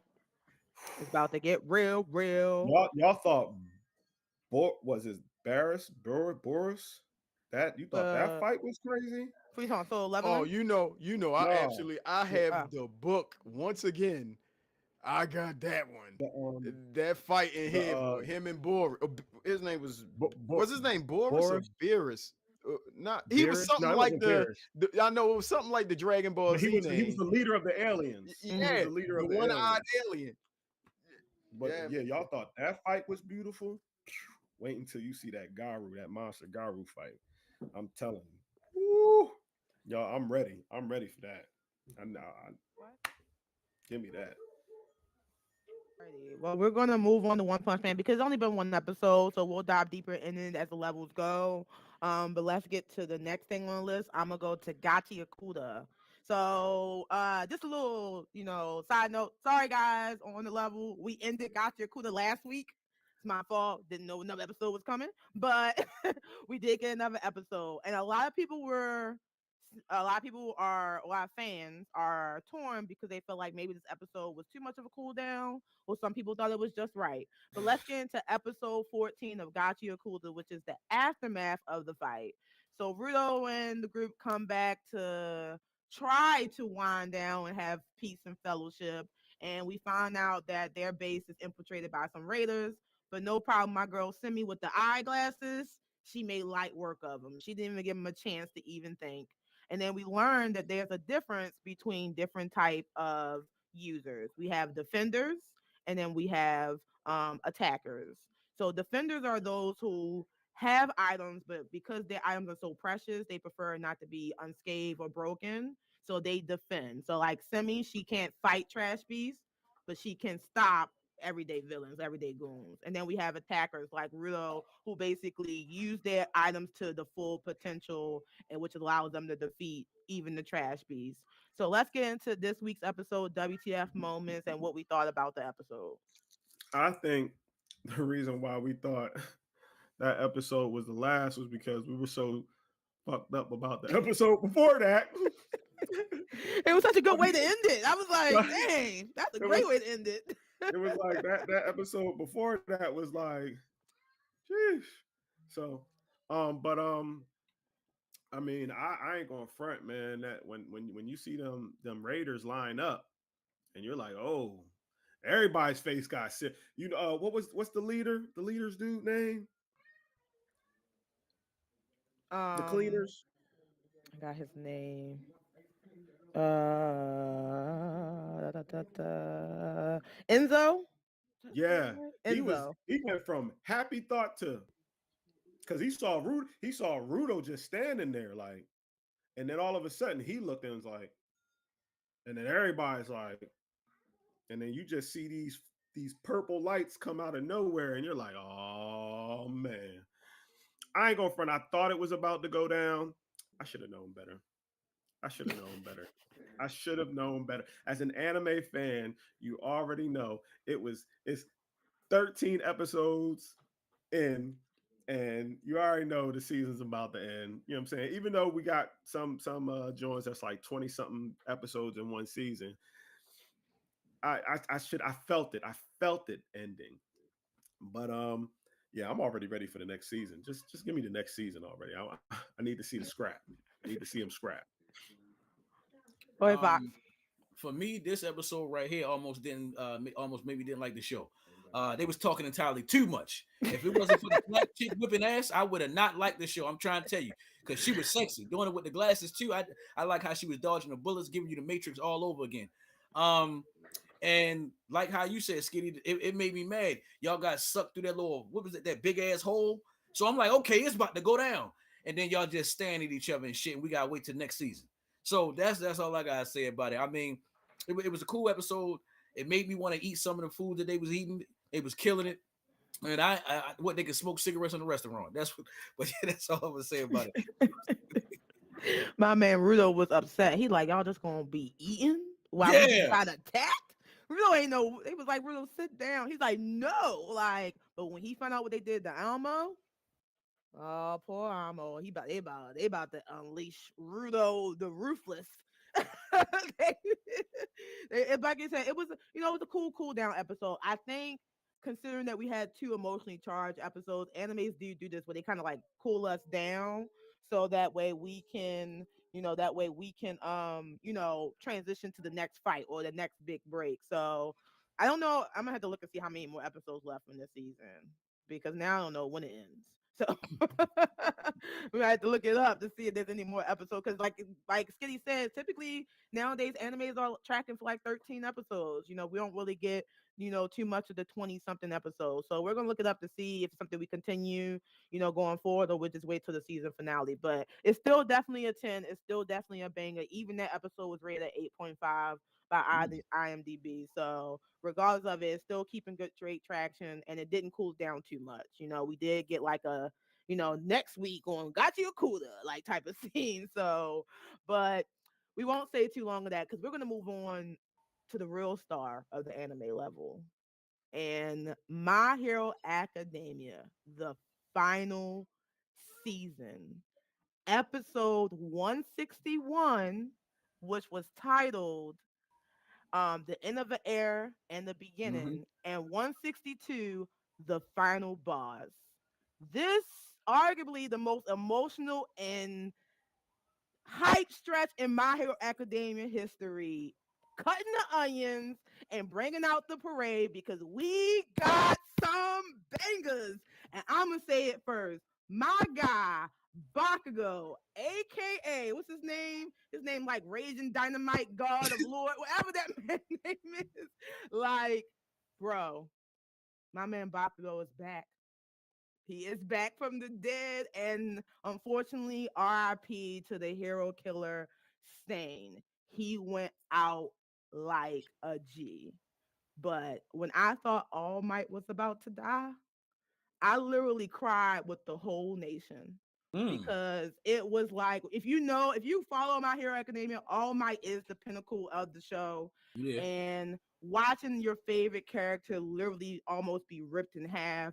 They need to give my man All for One the Villain of the Year award because he was not letting up. He was on a mission to kill whoever was in his path, and he didn't care who it was, and he was all over the place. So let's get into hot takes, deep dives, and WTF moments from arguably one of the big three, My Hero Academia, the final season. For me, I definitely liked this show. It was giving a lot of energy. They did a lot of talking about a lot of backstories. I like how they kept going to different parts of memories that he was going through and talking about. And what was the little thing that was on his arm that he gave to the guy? It was a part of the suit that he Yeah, had. I mean I liked everything. And what was his name that he gave it to? His name is Bakugo, but his hero name is Great Explosion Murder God Dynamite. Again, man, I ain't gonna lie. I like how he handled this business. That's a lot. God damn, that's a lot. You need abbreviation. Um, That's why everybody keep calling Bakugo because they like we're not calling you that. Yeah. So I mean, from everything you said, I mean, because I don't want to say too much because I know Skitty want to jump in on it, but I liked it. It was one of those joints where of course, you want to see the action, but I love the emotion that was coming, all the screaming and hollering, Dogimoto, and all that type of stuff. So I liked it. It was very passionate. It was giving me the Young and the Restless vibe with some action. So I can say I mess with it. I mess with it. I'm not gonna lie Young and the Restless. because it was a lot of emotions going through that It joint. was I'm a not lot of gonna. emotions, but it was Yo, a lot. You're right. ain't no arguably about nothing.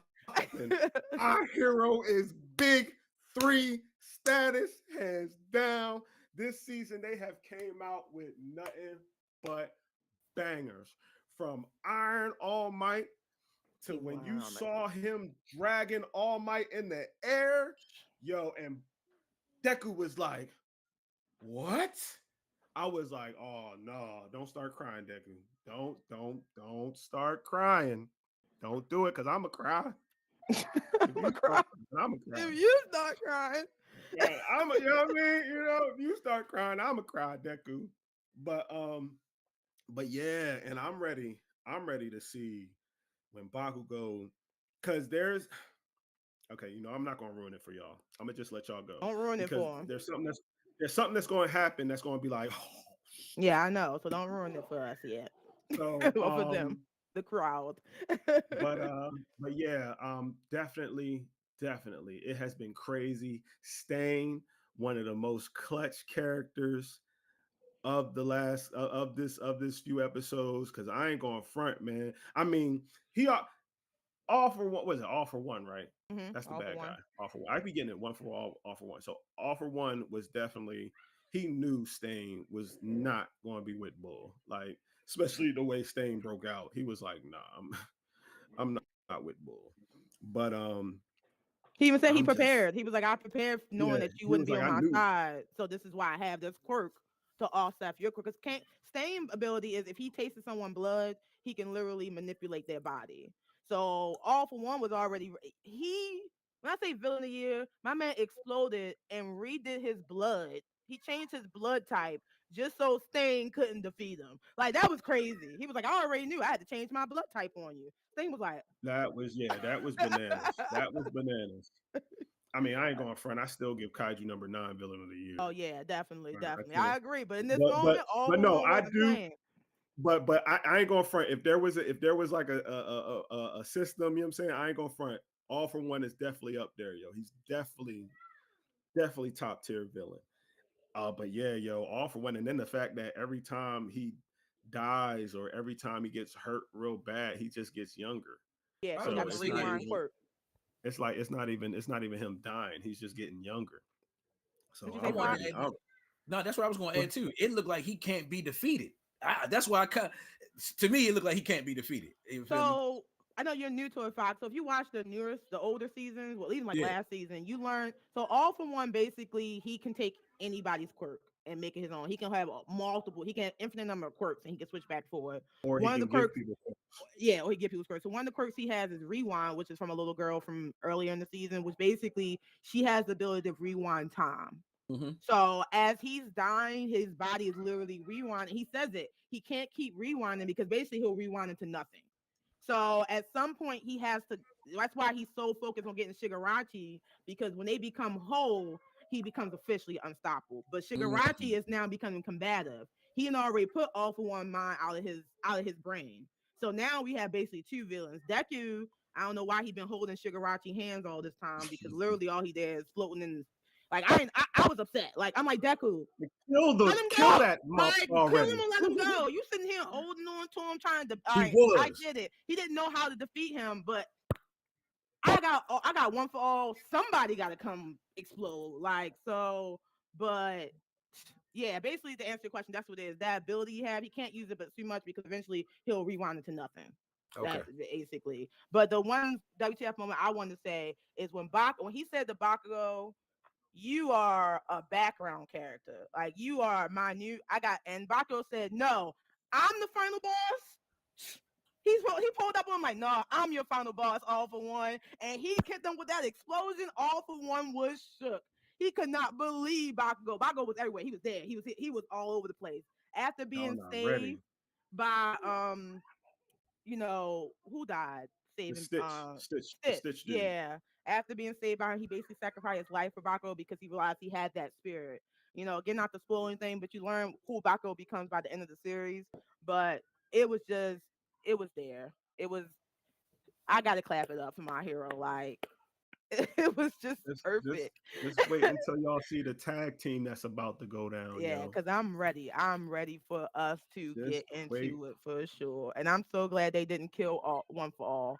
I mean, All Might, because I probably would have turned the TV off and never turned it back on. I'm not even. I probably would have went back to it, like, because one What for. was I mean, All Might is like the hero. I kind of had a laughing moment though, where those Air Force pilots decided to Oh, come up. I was like, what they gonna do? they're Like like, we got you, All Might. they're All like, was like, no, you oh, don't. All Might was Stars inspiration. We gotta help him out, guys. I was like, y'all three little bomber jets.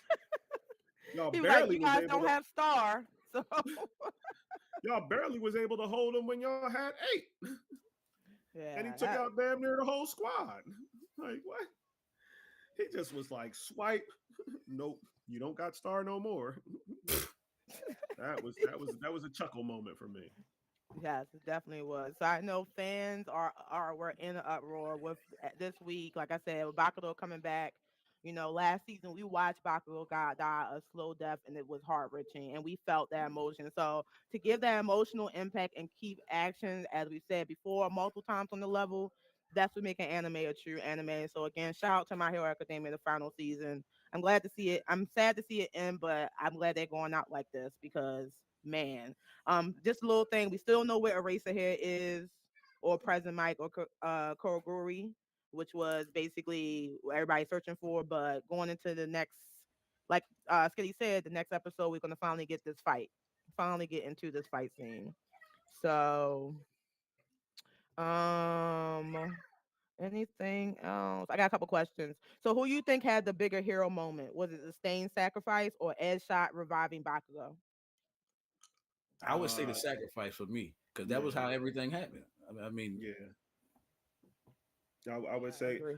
it's because I kind of already know what's going to go down, and I'm waiting for that to go down. Because when y'all see it, y'all gonna be like, so. But I'm I'm I'm I would say staying sacrifice because they were this close. I mean, even though you know something was you knew All for One was going to do something, but it's just that the fact that how close that they had him, how yeah. close they had him, and how impactful Stain was. Because remember, he was a stone cold villain who killed heroes. He was Mm-hmm. known as hero killing Stain. So and the fact that you know what it was the fact of what type of heroes he killed. He killed heroes that didn't have conviction, Mm. which stood out to me. You know what I'm saying? If you didn't have that conviction, he offed you. You know what I'm saying? He didn't off All Might. He respected All Might, even when he was a villain. When All Might stopped him, he went willingly. Hmm. So it's Thank you. Stain. Like I said, Appreciate you. he was clutch character of these few episodes. So yeah, definitely Stain sacrifice. Because like I said, the Bakugo moment that y'all gonna see, y'all gonna be like, y'all gonna forget about all that. Yo, oh. I like So that yeah, Stain final words was that, All Might is what basically showed him what a true hero is. Yes, he did. I like that final words from him because especially since you know about the hero killer. You finally get that recognition because Stain is technically All Might's, you know, one of his nemesis. They're one of those like, they understand both sides, they still are villain and hero.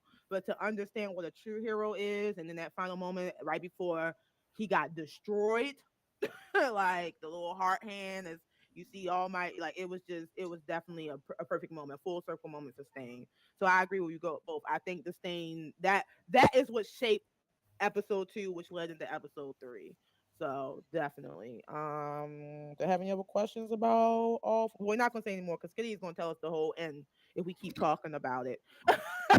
he no, can't I'm gonna let he y'all. can't help I'm it. gonna He let y'all like see it because wait. when I found out about it, it was through a couple panels of the manga, and I was like, Yeah. oh snap, that could happen. So Yeah. I'm just It's putting my hands up. definitely one of those endings that I don't know how fans are going to take it, but let's go ahead and move on to the wrap up level. So we are on the wrap up level. The first thing on the list, because we already talked about New York Comic Con, is the Invincible season 4 teaser trailer. The Invincible series always love to introduce their next season with a good teaser where we get Mark in his standard diner, and in this one he's talking to Eve, and the diner is destroyed. But speculation is that the next season is going to have even even crazier fight Oh yeah, than the oh yeah, fight with Conquest. oh So yeah, who do you Thrag. guys think? I was about to say, who do you guys think is the fight? Do you think we're gonna finally get Thrag in season Oh 4? yeah, we getting Thrag. Oh yeah, We I getting believe so too. I Thrag. definitely believe so. we getting. We I getting Yeah, definitely Thrag. believe so. I we mean, like I getting. said, I can't wait to see what because I ain't gonna lie. I would say all the ones that come on Netflix, just in my opinion, I just like that whole killing thing, especially when his father was on the show, Omen. I just liked everything about how they destroy shit on the show, as far as knocking down what. Oh, go ahead. Amazon Prime. That's what it's on. Yeah, Invincible Prime. Oh yeah, Unlimited. I don't know why I said gave Netflix. Yeah, you yeah, get but Netflix too much credit. yeah. My bad. But yeah, man, I just like everything about that show, man. Even with the little dumb twin brothers on there. I mean, well, they ain't brothers, but the guy that keep creating The himself. clones. The The clone. Doctor Clones. Yeah, Yeah. the clones, man. I'm the original. No, Yeah, I'm the but original. yeah, I like everything about the show. It was a lot of talking in the diner. He getting a little bit cocky now, a little confidence in himself. So I can't wait to see him get to work in for real. Yeah, Eve is over it. She's like, chill out. You had help. Yeah, You had like you won Hold by on. yourself last season. Hold on. I don't think y'all heard it. Yo, Fox, I heard you, bro. What's the father name again? he fixed Harmony Man. Yeah. Oh. Oh. Oh. Cause when I came, yo, I ran back upstairs. Omni man. Omni. Oh, I didn't even hear him say No, that. he said He had a Omi, whole man. syllable. He said Omi. At first, I was like, Omi? Omni man. Omni man. Omni. Omni Omni Okay, man. man. all right, my bad. Go ahead. Fox is Simba. like Fox is the Mixelplix of the level, y'all. He is the Mixelplix of the level. All right.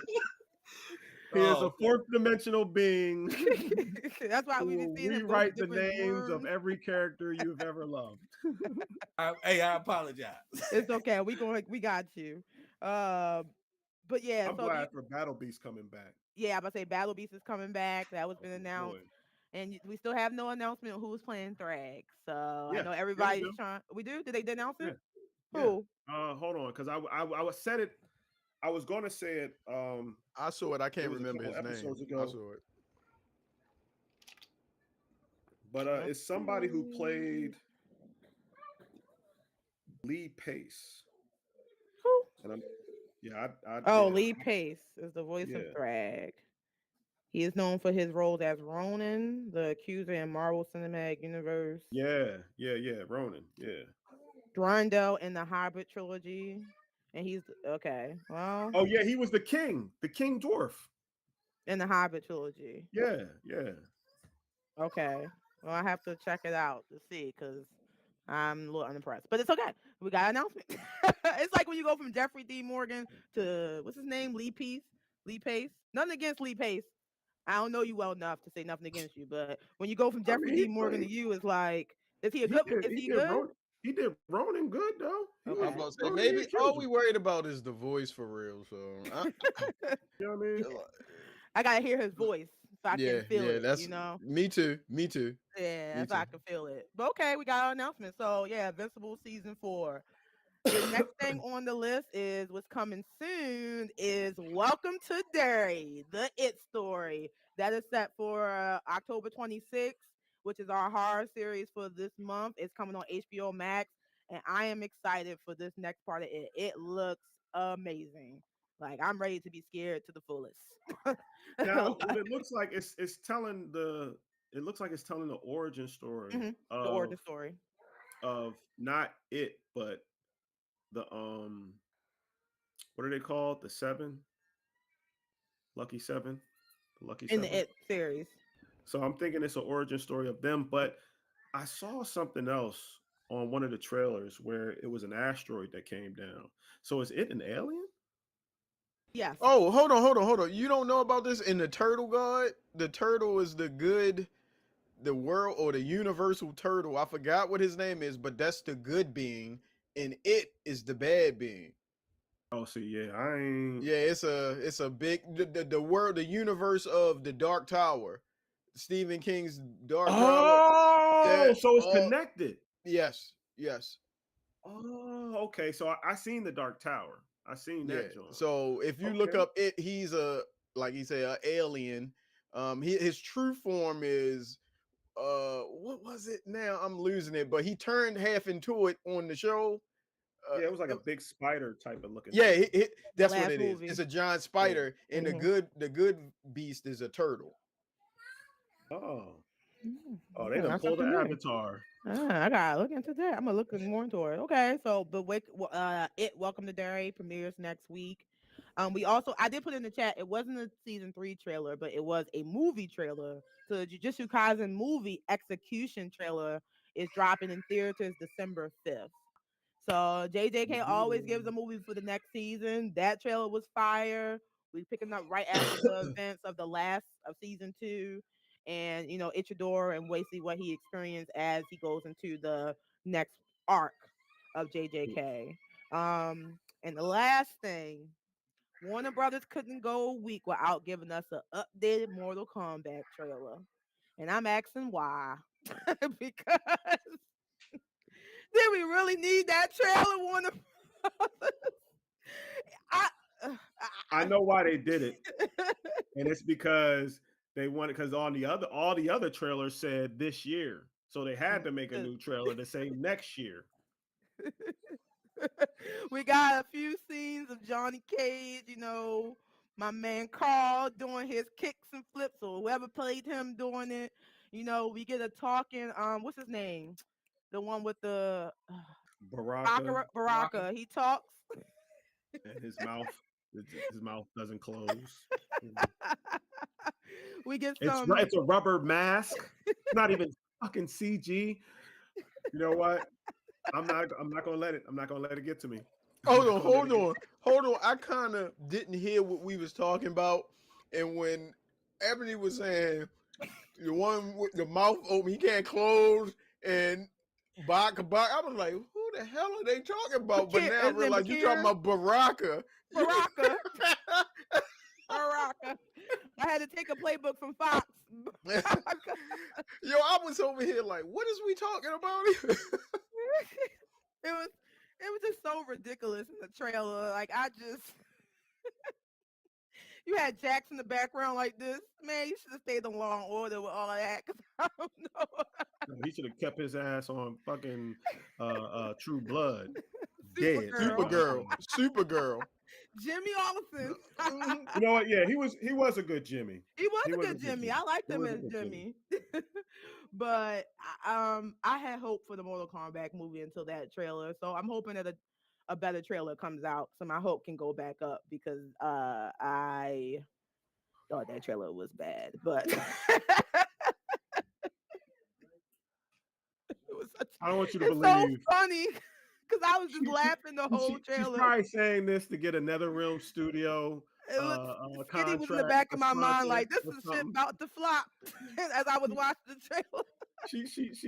She had hope because she wanted that Nether Realm sponsorship. All right, Ed Boon, I love you. I've been playing Mortal Kombat since day one. All right, since motherfuckers was spamming the uppercut. All right, I'm letting you know right now. This movie is gonna. No, you know what? No, I'm gonna keep it cool. I'm gonna keep it cool. I'm still Save gonna it. see it, but we still haven't even seen a Sub Zero. Maybe Hold they'll come on. out in the next trailer. Hold on. Yo, I say this every week. I say it every week. Skitty gives me a reason to keep him around. He literally said, I've been playing since people were in the arcade spamming the uppercut. Yo, he just unlocked a memory, a key memory in my The Memory song unlocked. childhood. loud, and when they Yo, got close to you, yo, oh, yo, oh, That was the most. oh my gosh, you know what I'm man. saying? Like, It- nah, when I dog. start paying y'all, you're gonna get a raise, bro. You- I just, I again, you know what I'm saying? Like, I don't care what nobody says. If you say that you like that last Mortal Kombat movie, you's a fucking liar. Because the only good thing that it had about it was the fatalities. Oh, sorry, Kano. Yeah, That's it. The only two good things about that whole fucking movie was Kano and the fatalities. And it wasn't even all the fatalities. It was like two of them. Two of them that was fire. I'm still going to see Mortal Kombat 2 in the theaters. I'm going to see it first weekend. they're already getting a 3. You Oh know, God, yeah, I they was already got a Mortal Kombat 3 in the works. so They already confident, know it's going to be so confident. They confident. confidently know it's about to flop. They're like, you know what? Let's just get three out the way. Say we did Um, it. so hopefully this second one, you know what? No, it's gonna fucking flop. Okay, I can't hold it in. This movie's gonna fucking flop. It might. Let me get specific. It might do good box office because of the fans of Mortal Kombat. Mhm. Me being one of them. But liking the movie, saying that the movie was Annihilation was better than that, and that's That's the my weakest favorite Mortal Mortal Kombat Kombat. movie ever. That's my favorite one. I love Annihilation. I used to watch it so much. I love Annihilation. I ain't gonna It's lie. my I like favorite it. I one. like that one. I Yeah, ain't it's gonna lie. my favorite. I like the first one, but Annihilation was my favorite one. I watched it a lot. I watched it like over Y'all and just made me over sick. and over. You was Y'all already done sick, made my chest bro. I love collapse saying that Annihilation. shit. What? I liked it because it When had he more turned into the characters. dragon? To be Yeah, real, he that's why I turned liked it into Y'all the because it just had more dragon. characters. y'all just made my when he turned into the dragon. My man Luke Kane leveled up. He was not playing. Get the fuck out of here. The best live action iteration of Mortal Kombat, hands down, is Mortal Kombat Legacy.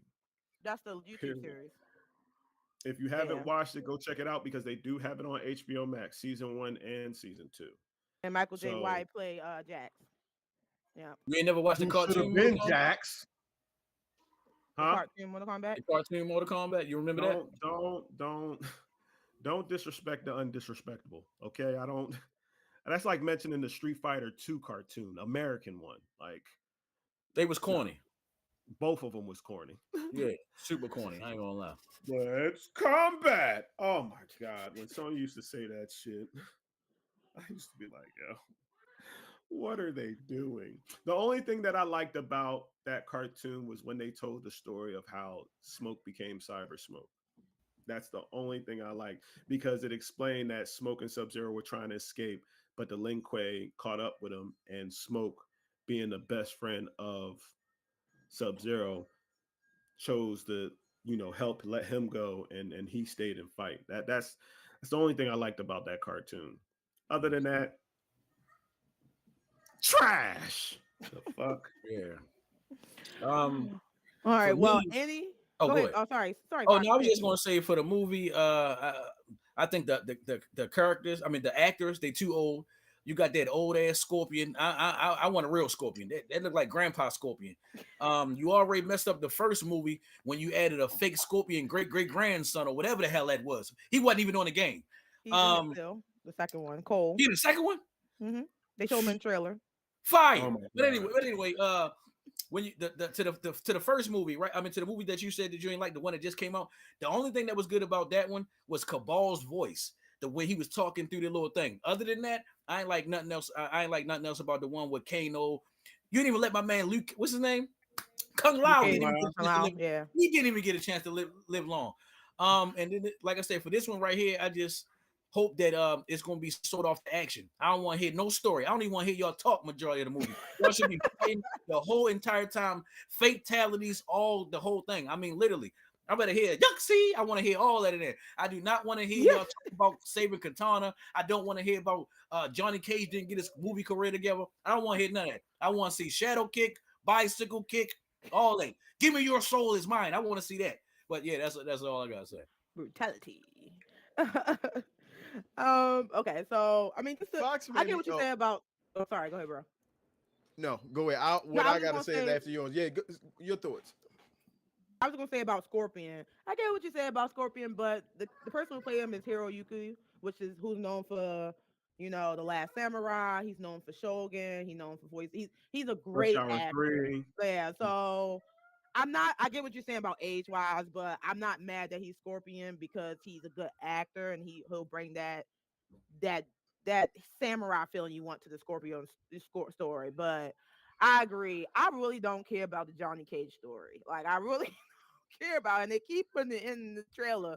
We get it. He's a retired actor. We understand, but I don't want to be that like the thing that Carl just keeps saying over and over again. I want the action. So I think that's how the movie's really going to do well if they put more action over story. Not saying they can't have no storyline, but I don't, the way they did the last movie, it really didn't matter. The plot, All right. like so. Now I'm about No, to be wait, that. no, not you. It's Bruce.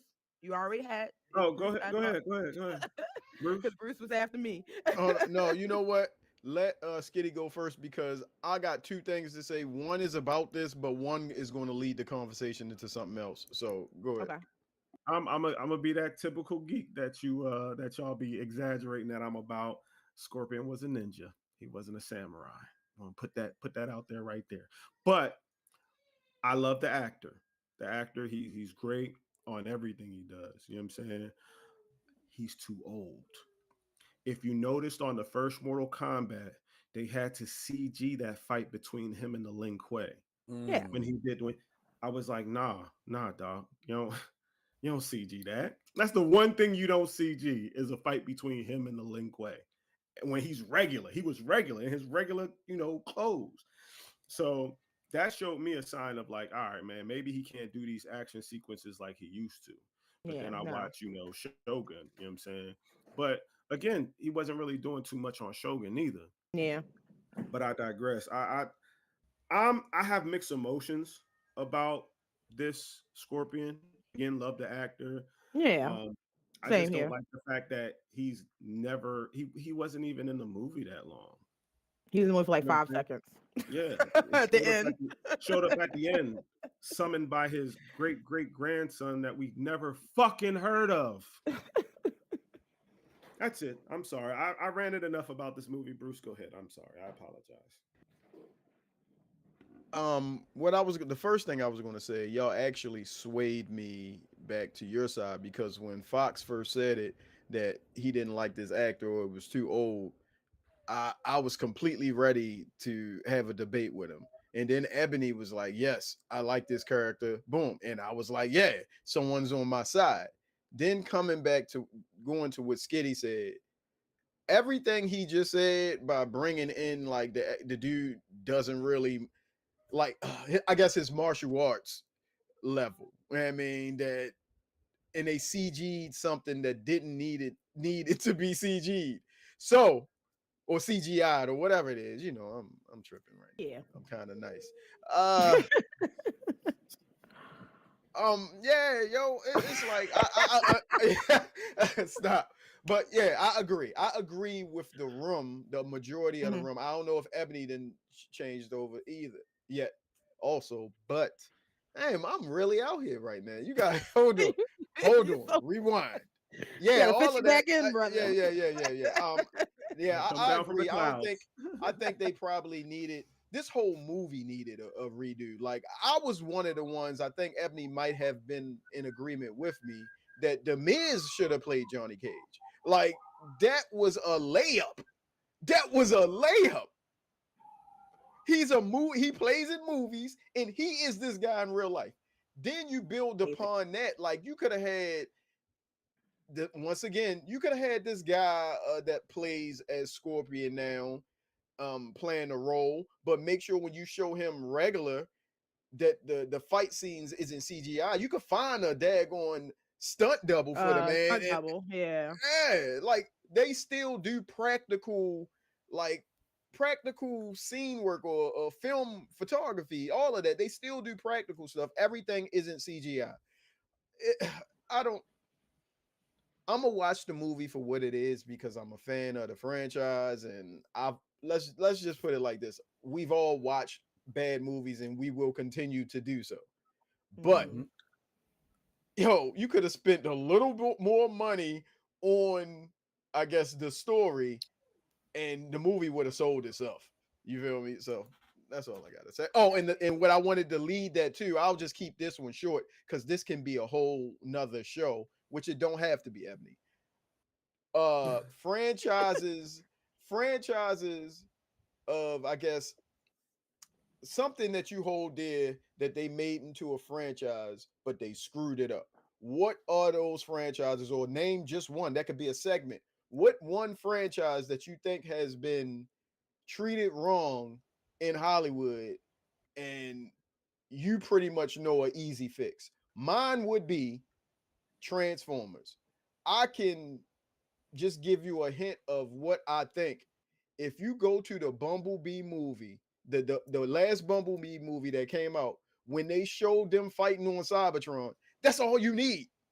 That is all A you War for need. Cybertron movie. That would be fire. Forget the humans. If you want humans, say some humans crash landed on a planet, and it'd be two of them. Everybody else is a transformer. That would be it. But I could go on Hey, for that. I want to say this, Bruce. I'm glad you said that because I ain't gonna lie. I don't like Transformers just because there's humans in it. I'm like, I didn't see y'all niggas in the cartoon. I didn't see y'all in the cartoon. Excuse me. The good thing is at the end. I apologize. I'm done. I'm done. I'm sorry. That's it for the live show. My bad. We got cut off already. I was about to say, Ghostbusters. Them That's a last two good one. movies. That's a good one. Them last I couple wrote the movies. question down, But so one yeah. thing real quick, Ghostbusters already did it right with the first one. Transformers was never right. Transformers was never right. So that's what I'm saying. Y'all had already have a great movie. And I mean, Ghostbusters 1 is a classic. Ghostbusters 2 is a classic. Fire. But Yeah. the one when You know, what about what Transformers 1? Because it's animation and don't the count? I mean live action. I That's do what like that. that Come on, Transformers live Okay. action. one. Okay. Remember when I told you I was like, that is one of the greatest Transformers, Yeah. whatever. Like, I love what they did with that. Treat the live action like that. Whatever. Yeah. But go Agreed. ahead. Agree. All right. No final. Any other final thoughts, comments, or concerns? No. Alrighty. Well, you know what I'm about to do. That's it for the level, guys. Thank you for tuning in live this week with us. As always, I'm your host, Rainy Days. We got Fox, Savage Fox, Skinny Live, and the man behind the chair, Bruce McFly, bringing you hot takes, deep dives, and a whole lot of fun every Sunday. Make sure you like, comment, and share, and hit the notification button so you can stay up to date with the levels' latest drop. And if you have a YouTube or Twitch, share it to a nerd who knows you that the level is where you want to be every week. Until next level, we out.